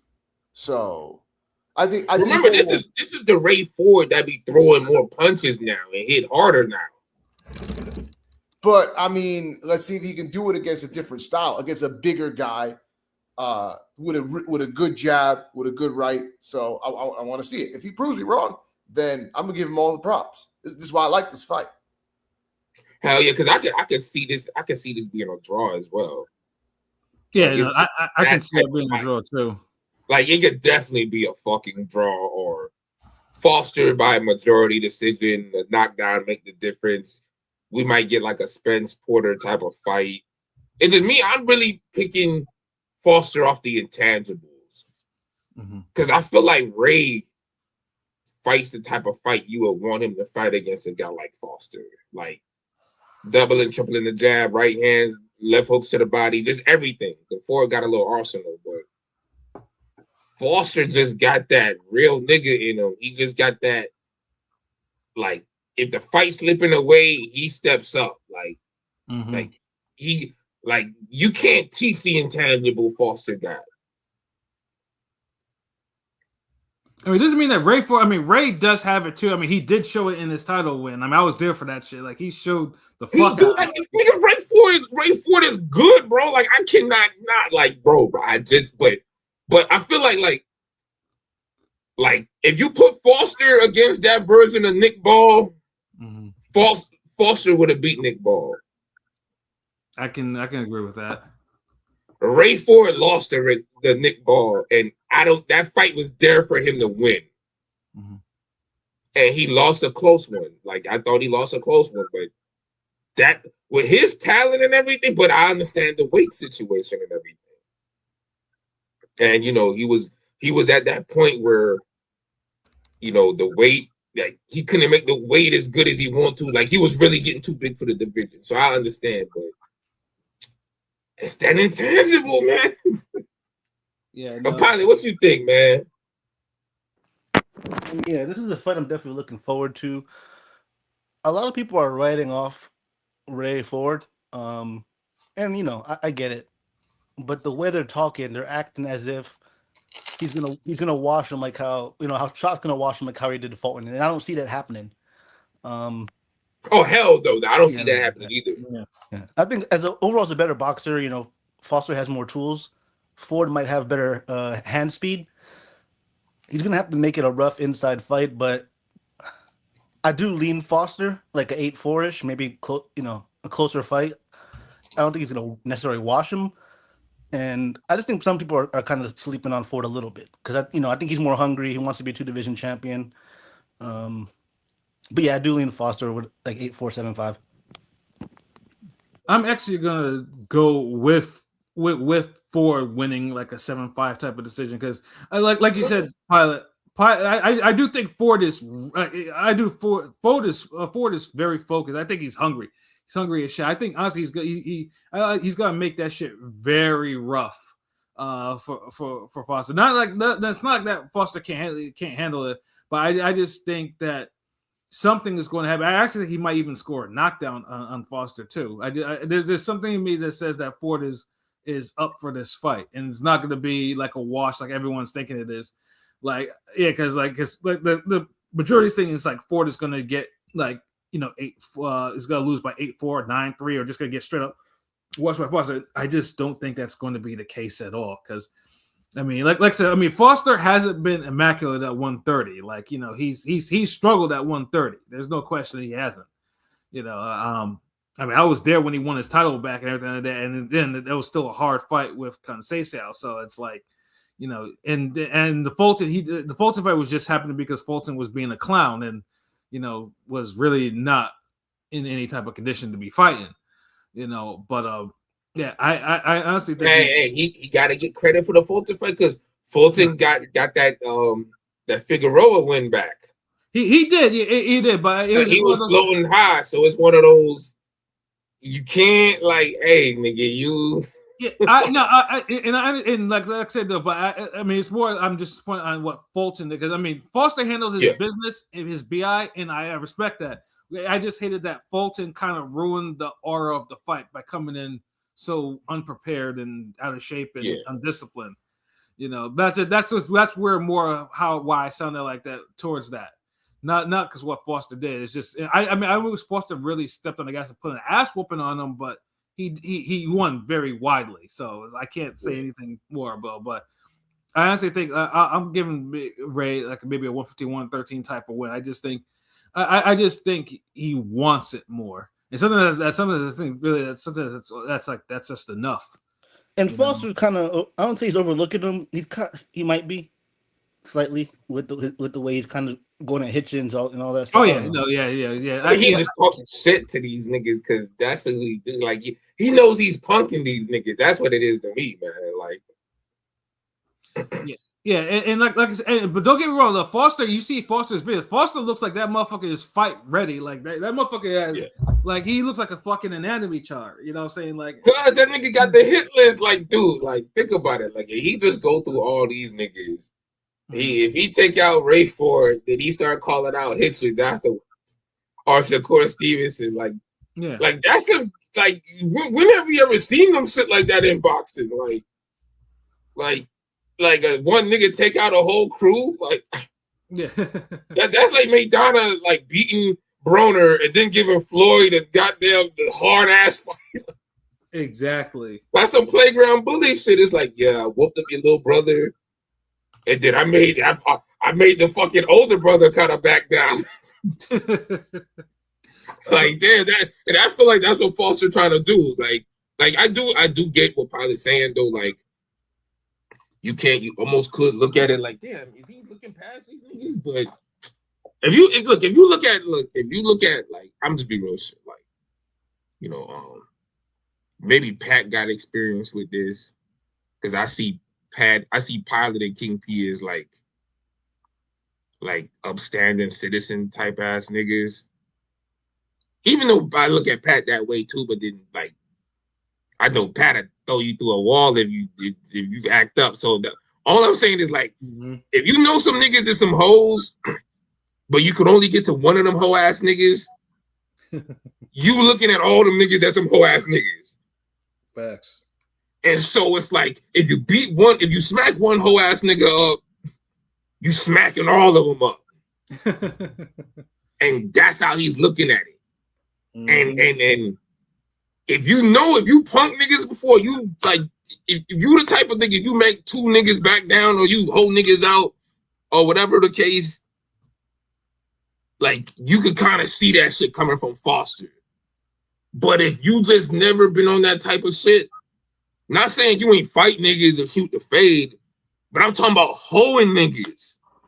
Right. Like, you step to a nigga face on some like, yeah, nigga, your mom could suck my fucking dick, nigga. I smack the shit out your aunt, your sister. I spit in your dad face, nigga. You won't do a goddamn thing type shit. I'm talking about that type of shit. And that's what he's doing to them niggas. Mm-hmm. It's like he don't respect them on no level like that, man. Just I respect you because you put on some gloves, but that's it. Right. Like I don't respect y'all character. So yeah, man. Like if you never hold no niggas, it might look like he's looking past them. So I could understand that. And I ain't saying that to be disrespectful, because I know Pilot and King P will get busy. They'll whoop niggas up and shit, whatever. But like, I don't think y'all would hold niggas up. Like, that's if that makes sense. Like, I mean, y'all can give me a story, whatever. I don't care. Like, it's cool, but like, just real shit. Like, Pat, you see what I'm talking about, right? Yeah, no, I know what you're talking about. Yeah. Like, I mean, all I want is just to make sure. I want a classic fight. Basically, I want a fight where it's not a fight where you like, see, this is why you don't put two Black American fighters against each other, because that's what they do. They're too defensive. All you do is make faces and feint and all that time, and they just jab too much, and that's it. You know, that's why I don't want to come out from this. I want it to be rocking. I want Houston to be like, yo, we want another one of these fights in there. We want these niggas back. That type shit. And Foster he's due for a more entertaining performance. Like, that's true. Yes, can't have two back to back. The fight, it wasn't pedestrian. It was too workmanlike. Yeah, it was just too. You didn't have enough flair. It was just like you came in, you clocked into lunch. I mean, you clocked into work, and you were just like, all right, wham, wham, wham, wham, bam, wham, wham, bam. We want to see like some wham, wham, bam, bam, bam, bam. Like yeah. Well, you gotta see what's like basically low key how Mungiel was fighting his last fight. Yeah. And Ford actually does do that. Ford for the most part does bring that type of energy. Like, I mean, although he has not stopped anyone at 130 yet, he's dropped a couple niggas, and for the most part, he is committed to trying to whoop a little ass. Like, and like yeah. So I mean, that's why the move up was good for him, because he was throwing harder, meaner punches. Whereas before, it felt like he was just throwing punches, and there was some good shots, but they weren't the like. But yeah, I got the odds for this fight because I had to pull up real quick. Thank you. So yeah, Foster is a minus 176 favorite. Ford is a plus 138 underdog. Method of victory: Foster decision is minus 105. A Foster KO is plus 500. I can see why. A draw is plus 1,500. That's par year play right there. A Ford decision is plus 210, and a Ford KO is plus 600. Yeah, because they know goddamn well a Ford KO. No, the fight is the last time, because I remember with Ford and Komatov, I think I mentioned if Ford stopped, because I think P got the stoppage bet and won a whole shitload of money from that. And because I didn't see Ford stopping, dude. Just like I almost didn't see Ford stopping Rocky Hernandez too. That pressed the fuck out of me, because I did not see that at all. And he needed to stop him, because they were about to rape him with no fucking Vaseline on that fight. That's one thing about Ford. He has a consistent work rate. like in a Xander Zayas type of way. Right. But more explosive, more intense. And I'm talking about Xander Zayas minus the Barrow fight. Right. I feel like we just got the best version of Xander Zayas of all time. That's the version you put in the next fight night. That's the one you put on the mythical matchups, because he never looked that dynamic and good ever before that. So that's also facts. I don't think it's God damn, but I got eyes. Yeah, no. But I look forward to this fight, and Charlie Sheehy, a friend of Ring Gang, he's making his Matchroom debut on there, as well as Omari Jones. There's two Omari Jones there, Amari and Omari, and they're both prospects in Matchroom, one's Matchroom, one's Golden Boy. So yeah, he's on there. And a peculiar name too, Miguel Flores, who's been known to be a PBC jobber to the stars for some reason, is on this card for whatever reason. That dude has been, that dude is seasoned. I don't even know, and he's not even old too, but apparently he's gonna be on this card too. So, like I said, it's a good card of American talent, at least, or something like that, prospects. So, like I said, I just hope this card does well, because, like I said, Matchroom American cards are kind of hit and miss, but this is a American card that at least has a main event that can actually be buzzing. So we just hope that it gets to that point where it starts trending after, it needs to trend. Matchroom probably needs this to trend more than anything, because you want to get some more American cards. I mean, of course they got BAM in next month, but you got to start somewhere. You got to start some momentum somewhere, But I'm looking forward to this, and that's in the evening. And then during the day, we got the return of a pound for pound fighter, Dmitry Bivol, who's recovered from his various injuries following his two grueling fights with Better Beef. And what we said about 175, I mean, Better Beef, Bivol's not the puncher on the level of Butter Beef, but like I said, all these grueling fights, they be on themselves. They got to get in, and of course, Bivol's recently divorced wife had already let people know that Bivol was being held together by bubblegum and tape. You know, like bro was really injured and stuff like that. So, you know, and so instead of getting the third fight with Better Beef, and you know, there's reasons for that not happening. You know, Bivol has to go take his IBF mandatory. You know, against Michael Eifert. You know, who's been a mandatory for a while too. Like, dude got his shot because he beat Jean Pascal, like really beat Jean Pascal on a Pro Box card. I know me and Pilot probably watched that fight, and you know, Pascal looked old and gassed out and shit like that. Eifert made him look like nothing. You know, so does anyone give Eifert a chance to actually make shit hot for Bivol or nah? No. Not really. I mean, you know, the back and being a little older, I think Bivol will win, but you know, like, I don't see it with this guy. So, nah.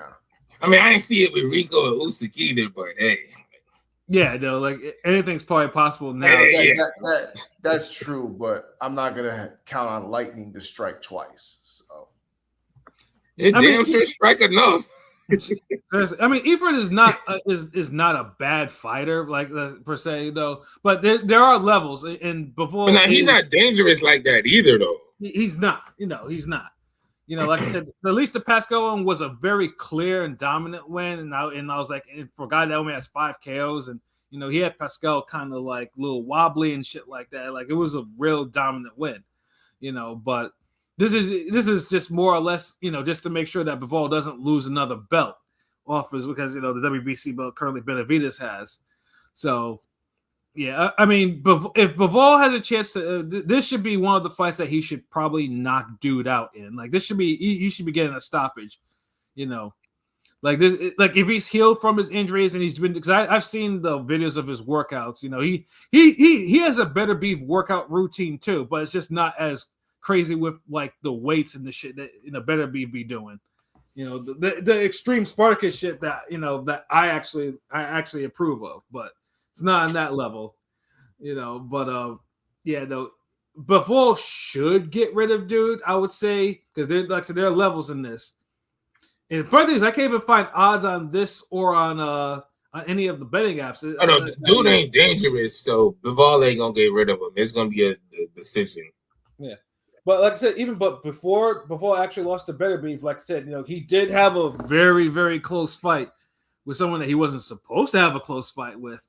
You know, I think it was like Craig Richards, like whereas, you know, where he only won by like 1 and 2 on one of the cars, and the other car was just ridiculously wide, you know, and that type of shit. So I mean, it's possible it could happen, but yeah, but just like I said, levels. Like there's too many levels in this, and this should just be a fight. Now, if Eifert, you know, makes shit hot for Bivol or makes Bivol look old, or this is boxing god shit for Bivol kind of ducking the Better Beef third fight, then hey, you know, maybe May was just supposed to end in some fuckery, you know. But yeah, like I said, I mean. Are we all thinking decision or knockout? I mean, I'm going for the knockout for Bivol. You Devol. This decision when all else decision, fails. Bro. Hey, dude, if the dude was dangerous, I lean more to Bivol getting the guy out of there. But he's not dangerous. He's just decent, and decent doesn't make Bivol fight with any urgency. I don't know. Maybe like when your back has been like surgically restored, you know, maybe it's like, you know what, I can get some of these niggas up out of there again. I'm gonna throw the knockout. Like we need a knockout from Bivol in the air. Like I'm gonna put that in the air for him. I mean, he had one before the first Better Beef fight because that nigga was dangerous. Was putting hands on Bivol. I get that too, but I think Bivol probably was picking and choosing because depending on how he was feeling. No, I have confidence that Bivol he was feeling them fucking punches in those exchanges. He got him the fuck out of there. Where a guy like damn King Arthur, he going the distance with, and he was made to order to fucking get out of there. Yeah, no, yeah. That was some horse shit. Yeah, no, exactly. So it's just. Like, yeah, Bivol decision. I guess I'll put it there for him. Like, so War Bivol, like, like, yeah, you do this shit. But yeah, before we get up out of here, though, we definitely got to mention one more thing too. Again, boxing, though, the funny thing too, if we have the crossover fights and then we have people that be fighting for clout, like, why, if you don't need to fight, why would you want to fight for clout? Like, especially if you're a celeb that already has other lanes of income and shit like that, why do you want to get in the ring to fight in any type of fashion? Like, why not? I'm just saying, though, like, it just seems like this is just like, but the thing is, like, obviously this is why Misfits boxing and all this shit is like has gotten popular, but it's just like, but they're not, they're not celebs. I'm talking about whole celebs that really want, like, no headgear, none of that shit, and they want to be fighting. Like, it's just like, why? Like, it's like, to me, it's just weird. And obviously with this fight, especially one that has all these health problems with, like, Ray J and fucking Super Hot Fire of, a meme creator, had one, has one, one of the more legendary memes out there. If you haven't seen the meme up there, then you're probably under a rock. So now I know the event. I gave two shits about the event. I think probably said he watched it. It was background noise for him, But it had a lot of fuckery on there. Michael Beasley and Lance Stevenson fucking around, and one submitting. I think it was Stevenson won by a choke, right? Something like that. Yeah, Beasley fucked it up because he was winning the stand up, but then like he couldn't. If Beasley knew how to pull off a guillotine choke, he wins that. Right, and I don't think he did. There was no way he was supposed to lose that shit. Whereas Stevenson crudely positioned himself to get that choke off. Pause. I just had to for good measure because that sounded kind of diabolical. So, but yeah, and I was just like, and I'm just like, geez, like, okay. And then the Ray J shit, because Ray J before had been in the news talking about he had heart failure and he's bleeding from his eyes. He's on the stage, whatever the fuck. But also, Ray J's been also have been talking gangster, like, he's been talking real gangster shit, talking little sus shit, like, and because he hangs around with actual gangsters and shit like that. Like, every time he's talking, like, he's not doing this on dolo. Like, he's surrounded by niggas that'll probably back him up. But I know he got smacked up in the streets one time, and it's just like, but he's still and. Ray J's probably suffered because obviously being the younger brother of Brandy, who's a superstar, Ray J never kind of found a footing in the music world, and he's more known for his porn with Kim Kardashian than anything he's done. Although niggas were using that One Wish song as a meme after this fucking fight, but yeah, though Ray J getting in there and getting knocked the fuck out in 2 rounds with one punch, and the broadcast was diabolical because they slowed that shit up and everything. Dude was stiff leg and everything and falling over the place, and then talking about this wasn't the agreement or type shit like that. Yeah, whole bunch of fuckery, man. Like, LB, what was your thoughts on that on all the fuckery? On that, a lot of people really feel like it was them, and this won't be the first time because remember, people thought, when Blueface fight was damn fixed, and now this shit, but people saying this looked worse because Super Hot Fire didn't throw a punch for the whole first round. He didn't, no. And I didn't even watch the fight. I just saw the knockout, like I think the second round I just saw, and then the way how it was looking. Like, Ray J didn't look like he was doing anything. He just walking toward him. It seemed like he was supposed to win, or maybe it goes another round or so. But the way, like, I know people talking about Ray J could have been concussed and all that. Look, man, Ray J caught a hard shot, but that wasn't no fight ender, knock you out cold type of punch. No, it wasn't. It's just similar to like it's like just like Jake Paul got knocked out and his jaw broke by Anthony Joshua. That was like a normal solid Joshua punch. That wasn't no if Joshua would have hit Jake Paul with the shit he called Provoking with, or what's that other nigga? Pulev. Pulev, yeah. If he hits Jake Paul with those punches, he dies. Like he literally would die. Like yeah, that's the most thing that would really frighten me fighting a nigga like that. But like Ray J ain't get caught with nothing like that. He got caught with a solid shot that hit like the top side of his head. Maybe if it was more the temple, maybe that could have did it. But yeah, dude, like I don't think he was concussed. Is what I'm saying. I think he literally was like he took a good shot that stopped him, and he's like, damn, like yo, man, this wasn't the agreement, nigga. We were supposed to get so much money. So, like. That kind of gave it away, bro. I know. I think one of y'all posted this shit in the chat, the brand risk statement. Yeah, no, I did. Yeah, now because I look at the allegations of a fight fix, and truthfully, it makes that event look more pathetic because, like Ray J. I mean, first of all, Ray J. No one believes that dude is gangster at all. Like, after that, now he's memed up now. He's memed up by a meme creator. Like, come on, bro. Like, you know, no one's. That's the thing. It's like. I couldn't take neither one of those niggas serious, but Super Hot Fire at least is like okay. At least Super Fire is like, well, you know, at least you know he's capable. I mean, dude has titties and all, he's running around, but he knocked Ray J out, so maybe he might get a little street cred.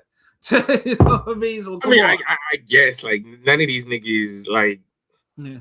Like I feel like I would smack both them niggas up back to back same night type shit. And no, I'm not auditioning for I said ditto for me too. Yeah, exactly. I would, every nigga on this cast would do that shit. Like, and no, we're not auditioning to get a spot on your brand risk card. You fucking racist. Like, right, exactly. We're just stating a fact. Like we would watch those niggas. Like niggas would get washed. Like me just waking out of bed. Like, oh shit, exactly. These two hoe ass niggas. Pop. Like, but that ain't trying to be disrespectful to them. It's just more so on the. They're not fighters. They're not athletes. Yeah, it didn't even bother the train. Like they're over here, one has titties, the other one has a pot belly. You know. Yeah, like none of these niggas look like they was in any type of shape. Like what round? Yeah, exactly. Like it was. She was just disgraceful. Like, and then and Ray J now. I mean, TMZ's like talking about, oh, he's in the hospital right now. He's having heart issues. He's having complications from the fight. He's been in the hospital since that fight. Like, yeah, it's like, first of all, like how he get cleared the fight then? Yeah, exactly. Like brand risk. Like if you're gonna be doing this old bullshit, then you gotta make sure these motherfuckers is fit to fight because you don't want another fucking Kimbo Slice shit. Because Kimbo was fighting with an enlarged heart, and and damn near congestive heart failure. And for whatever reason, that was no one was like saying, "Oh, nigga, you can't be fighting no more." Like, but they allowed that dude. Like, I mean, he couldn't box no more. I think the boxing because the shit was the ruse was almost up. He was like, "Oh shit, like I can't." Like, but he tried it with MMA. He had it with other cat, and both of them cats damn nearly died. For all the wrong reasons. Dada 500. Yeah. 5,000. 5,000. Yeah.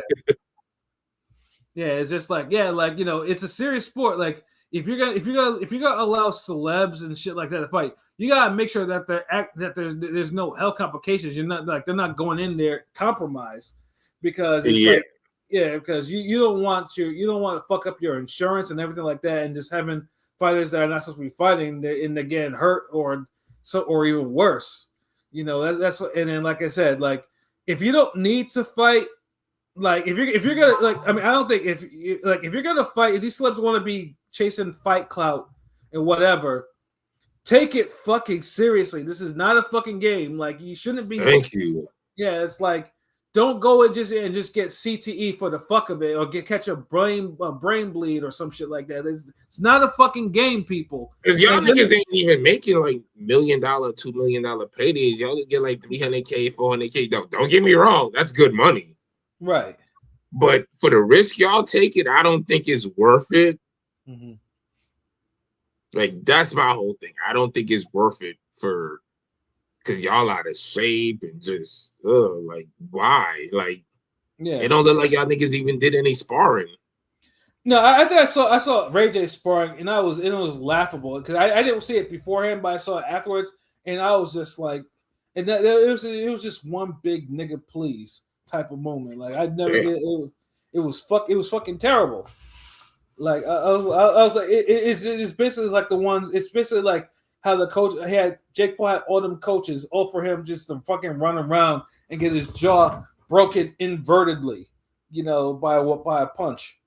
In the end, like, come on, like, get the fuck, yeah, it was that type of thing. So, yeah, Ray J, you're like I said, you're a clown for this, but I mean, hopefully that you're okay, you're in the hospital, but you're still a clown for doing this shit, and then for insinuating that this shit wasn't on the level, and then you and whatever. I mean, dude, this is so much like it really feels that way, like yeah, because and this is the thing. It don't have to be something that Brand Risk was a part of. It could be something, an agreement that he had with them Super Hot Fire. Yeah, I mean, Brand Risk has already let it know that it ain't them. Like, if it was, it would be, But they make sure they let that. It happens too often. With like, you can't have two events back to back where the main event niggas is saying the nigga who lost is saying that shit. Like, right. Like. Now, don't get me wrong. Boxing, we all remember Orlando Salido and Juan Ma. Mm-hmm. Juan Ma got beat up so bad, he was there. Like he went off and he was blaming the referee. Blaming the referee for everything. Like he said, "Your son gambles, you gamble." Yeah, example. Greatest, like but it just. Imagine that happening back to back with two whole different fighters, right? Mm-hmm. It would make you wonder, right? Like, yeah, exactly. It's like it's just, it's just a bad look, like. Yeah, no, yeah, like I said, I mean, like I said, I hope Ray J's okay, and it didn't make whatever his health issues were even worse, though, but. Yeah, like I never want to see some shit like that again. I don't care how much it trended, and unfortunately, I think LB has mentioned before in the chat it trended more than the Usyk shit. We didn't ask for the Usyk. We didn't ask for none of these fights. For none of these shits. Not one. But here's the thing though. Here's where boxing needs to figure itself out. Like, and this is why influencer boxing is so popping right now. Mm-hmm. Because you see a bunch of these popular niggas that just be in all these little spaces, and they start talking shit to each other, whatever, or little, people set up, hey man, what would happen if this nigga fought that nigga? And then people start matching them together, people start getting interested, and it happens. Their fan base is happy. Mm-hmm. With boxing, it's so hard for that to happen organically. So the influencer boxing, all the fights they want and get happen organically. Right. And they be buzzing, they be viral moments, all types of shit. Boxing, we rarely get shots, we rarely get fights like that. Exactly. Okay, wait, but the Foster Ford this weekend. Right. How long do it take to get that type of fight? You know what I mean? Thank you. And at the same time, it's like Foster want to fight the whole crew. Like, we don't know if that'll happen, win or lose. But but the influencer shit, if that's more possible it could happen. Mm-hmm. Where it's like, fuck that. Like, you making memes? Let me fight the nigga that was standing on your left side in that one popular meme you got. Then other nigga like, nah, well, let my sister fight Brandy, nigga. Like, and I know Brandy got better shit to do, but right. It just seemed like if that was to happen, or if niggas was to say all that, it just seemed like there'd be a bigger chance of that happening than some of these fights in boxing. Right. Like you dude, you probably get some bullshit Hazel Lee versus Tierra Marie fight before you get goddamn Canelo Benavidez. Yeah, and that in itself is a huge internal problem with boxing. Like it's exactly. Yeah. Whereas all the damn basketball wives and whatever Zeus Network fans, alumni, whatever, they get to see whoever they want to see fight. Exactly. And with us, it's like that shit don't happen. So real boxing has to fix that. Right. Influence boxing, they don't have to fix it. They gotta fix taking it serious. Yeah. And if they take and Misfits Boxing is trying to legitimize, because I know MF Pro is trying to legitimize that with their legit boxing, and they're trying to make that a thing. Like there's attempts happening, and if they make an attempt on that, and I mean, granted, obviously the experience with actually becoming like real legit world champions, that's a far reach goal, but if you have people that actually want to sit there and actually watch them fight and they're taking it seriously, it opens up a lane for that, and it takes away from the lane from boxing. Where it's like he said this, he said that, who's fought this, I'm fighting this, side of the street, side of that. Like, yeah, no, get this shit together. So we don't want to hear it. We're not. Hey man, why niggas on VH1 don't want to fight niggas on MTV? Why BET Plus niggas don't want to fight Zeus Network niggas? Right. Whatever reason they end up fighting, boxing it's always getting in the way. We just talked about we want Usyk and Caballero, and we already might get a fucking Usyk versus Rico too. Yeah. And that's the shit I'm fucking talking about. God damn it. Like, yeah. Like, just fix that shit and just, like, I can't hate on the influencer shit because they're doing it right. The only part they're missing is, like, yo, y'all got to start taking this shit serious. Right. Like, I'll give Chris Sean her credit for taking her shit serious, and some of these other niggas take their shit serious, but it can't be just one or two, a handful of y'all taking this shit serious because it's too many of y'all getting these events. Facts. Like, yo, you can't have like 50 niggas on a card or fighting in 1 year on these events and only 10 niggas took it serious. Exactly, yeah. Like, and they spread out through divisions and names and dates and shit. Like, so yeah, like I'm like, I ain't gonna criticize first of all, we criticize real boxing, so we ain't above criticizing some goddamn influencer boxing. Yeah, exactly. Especially if one's gonna be, or especially if celebs that are doing it and they're out there with pot bellies and shit like that, and they're getting memed up, looking like Mr. Potato Heads and shit like that.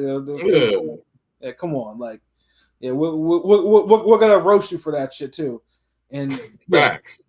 Yeah, and that's all it is, nigga. Because I ain't gonna say nothing like y'all throw something at some ring gang niggas, one of y'all influencing niggas think y'all wanna jump bad and shit, we can handle that. So I ain't shitting on it, but I'm just like, all I'm saying is if you throw the bag at us for this, we taking it serious. Yeah, like I'll play with it, nigga. Yeah, like I'll immediately go back to doing 2 a days. I'll go back to doing road work. But the crazy part, Pat, we already I think we already on our regular training is like more than enough for these niggas. That's the crazy part. Yeah, like I mean, so imagine the niggas is like, hey, yo, Pat, take a medical leave or take a leave out of work for a month or 2 weeks to train for this fight, nigga. I'd be like, yo, Pat, just do 1 week. You would kill these niggas, like.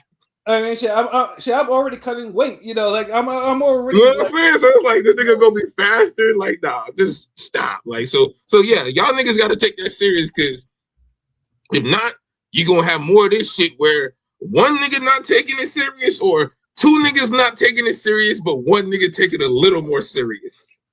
Right. And you get this result, nigga, up here. Cause even the Michael Beasley shit, bro. Like, yeah, you should have won. How the fuck that slow ass takedown? You like, nigga, like, bro, that shit. You fell in sections. Nigga literally fell like on like a goddamn transformer. Nigga said, okay, 1, 2, 3. Oh, like timber. Like, motherfucker, get up and finish this shit, nigga. But niggas were world class athletes. Shouldn't be that uncoordinated doing some combat sports. Like there should be some things that should be carried over, and that should be one of them. Facts. Damn. And it's crazy because I feel like all the niggas, like, people always say basketball niggas can't fight, and I just be like, says who? Because some of the best fighting niggas I know fucking played basketball and they was nice. Like, you get a certain level in basketball, you nice, but you one of those nice type of niggas where you're not going to college or pros, so you ain't got niggas really riding for you and setting screens and beating niggas up who try to fuck with you because you got a career coming up. So if you're not one of those niggas, you're gonna have to get nice with your hands. Facts. And a lot of niggas end up getting nice with their hands because of that. Because every nigga you see with some handles or a nice J ain't league bound, ain't college bound. So, like, I don't know, like, maybe niggas ain't in the hood or on the block, like, but like, maybe just say NBA niggas can't fight. But don't just say basketball players can't fight, because y'all doing a lot of niggas in the trenches injustice when you say that. Because I done seen with my own eyes niggas on basketball courts whoop up some motherfuckers, and I'm like, you look like you got hands to me. I'm like, judges, like. So I'm just saying, don't say that shit, like, bro, like, chill, like. Matter, don't even say volleyball niggas can't fight. I seen them niggas get busy too. Like, surfer niggas be fighting. So just chill with all that. Like, don't let these brand risk fights fool you, nigga. You go mouthing off on some basketball nigga and he skyhook your ass in the goddamn parking lot. But yeah, man, I ain't got nothing else to say on that. But yeah, salute. But yeah, no, like, I think that is it. You'll see. Yeah, no, this was a good show to get some bars off and stuff like that. So, like I said, we just hope that the last weekend of May, it ends, in a right way, in something that moves boxing in a more positive direction for the next month, where there's also some good fights that are happening. So, but yeah, no, we'll be back on Thursday, for our music show and everything like that. It should be, me and LB, picking five songs from the new set of rappers and their albums. So yeah, make sure you tune in for that, because the music shows are always hot. But yeah, I'm about to run something back with King P. This nigga got me 2-zip on, like, goddamn, like I feel like niggas is like ganging up on me. Like, I can't have these niggas with the P letters and they words start like getting wins. So Pat, you going down. Pause. Hey man, may the best man win, and we in there, like, isn't it? Do we have 2 more graphics of those type of what we're doing for Thursday, right? Yeah. So we got maybe the South maybe shit. Pilot, or you got the Juvenile and the T. You got Juvenile versus T.I. And then I think we got and then we got the Chief Keef solo joint. The Young Boy shit. Yeah, we did. Okay, it sounded like, it felt like we got another one, but I can't remember. Like, yeah, I know. At least we have those 2. I mean, those 2, the Keef shit, and then I got to make a few more graphics. There's a few other ones I want to do. But we got the nobody has to listen to it, but if y'all want to revisit them, y'all can. It's the Mike Gerard, and this is the actual matchup that made me go hard with all the other ones and really get the damn breakdown how we score this shit with the classic and all that, and really put the better graphics and. But yeah, Mike Geronimo, with Vigilante, his second album. Vendetta. What the fuck I said, Vigilante? Yeah. Vendetta versus Razzcast. I think it was the second or third album. It's the second. The Assassination. Yeah, Assassination. His second album. Yo, damn, I didn't. There were 2. Okay, yeah, they both second album gets second album. So we're gonna be we're gonna do that Thursday. Hopefully everybody will be there. Nobody says, "Oh, I got shit to do," or I don't know, alien abducted me.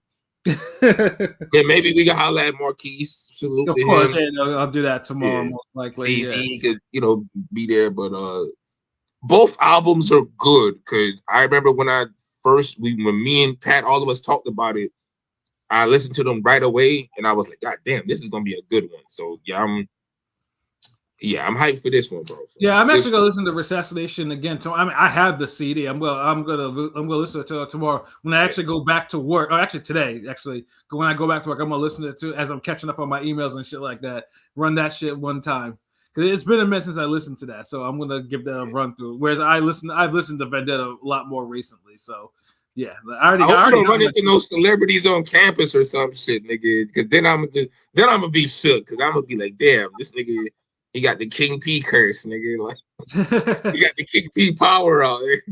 Y'all, whenever a celebrity get involved, y'all niggas just super saying this shit. Like, yeah, that would be funny if Ras or Mike G all of a sudden come in and is like, "Yo, what's good?" And so like I'll be like, "No fucking way." Because then I know it's either gonna be just then it's like, damn, is King P the equation or is it me? And it's either that. I don't think that we're near the anniversary dates for either of these albums. I could be wrong, but I don't remember these albums coming out in May or Yeah, so okay, but yeah. It's all organic. That's what make this shit. Yeah. That's what make this shit fire. It's like pure organic hip hop discussions, all from different regions, different backgrounds, ages, and likes and dislikes, and that shit just come together fire. Mm-hmm.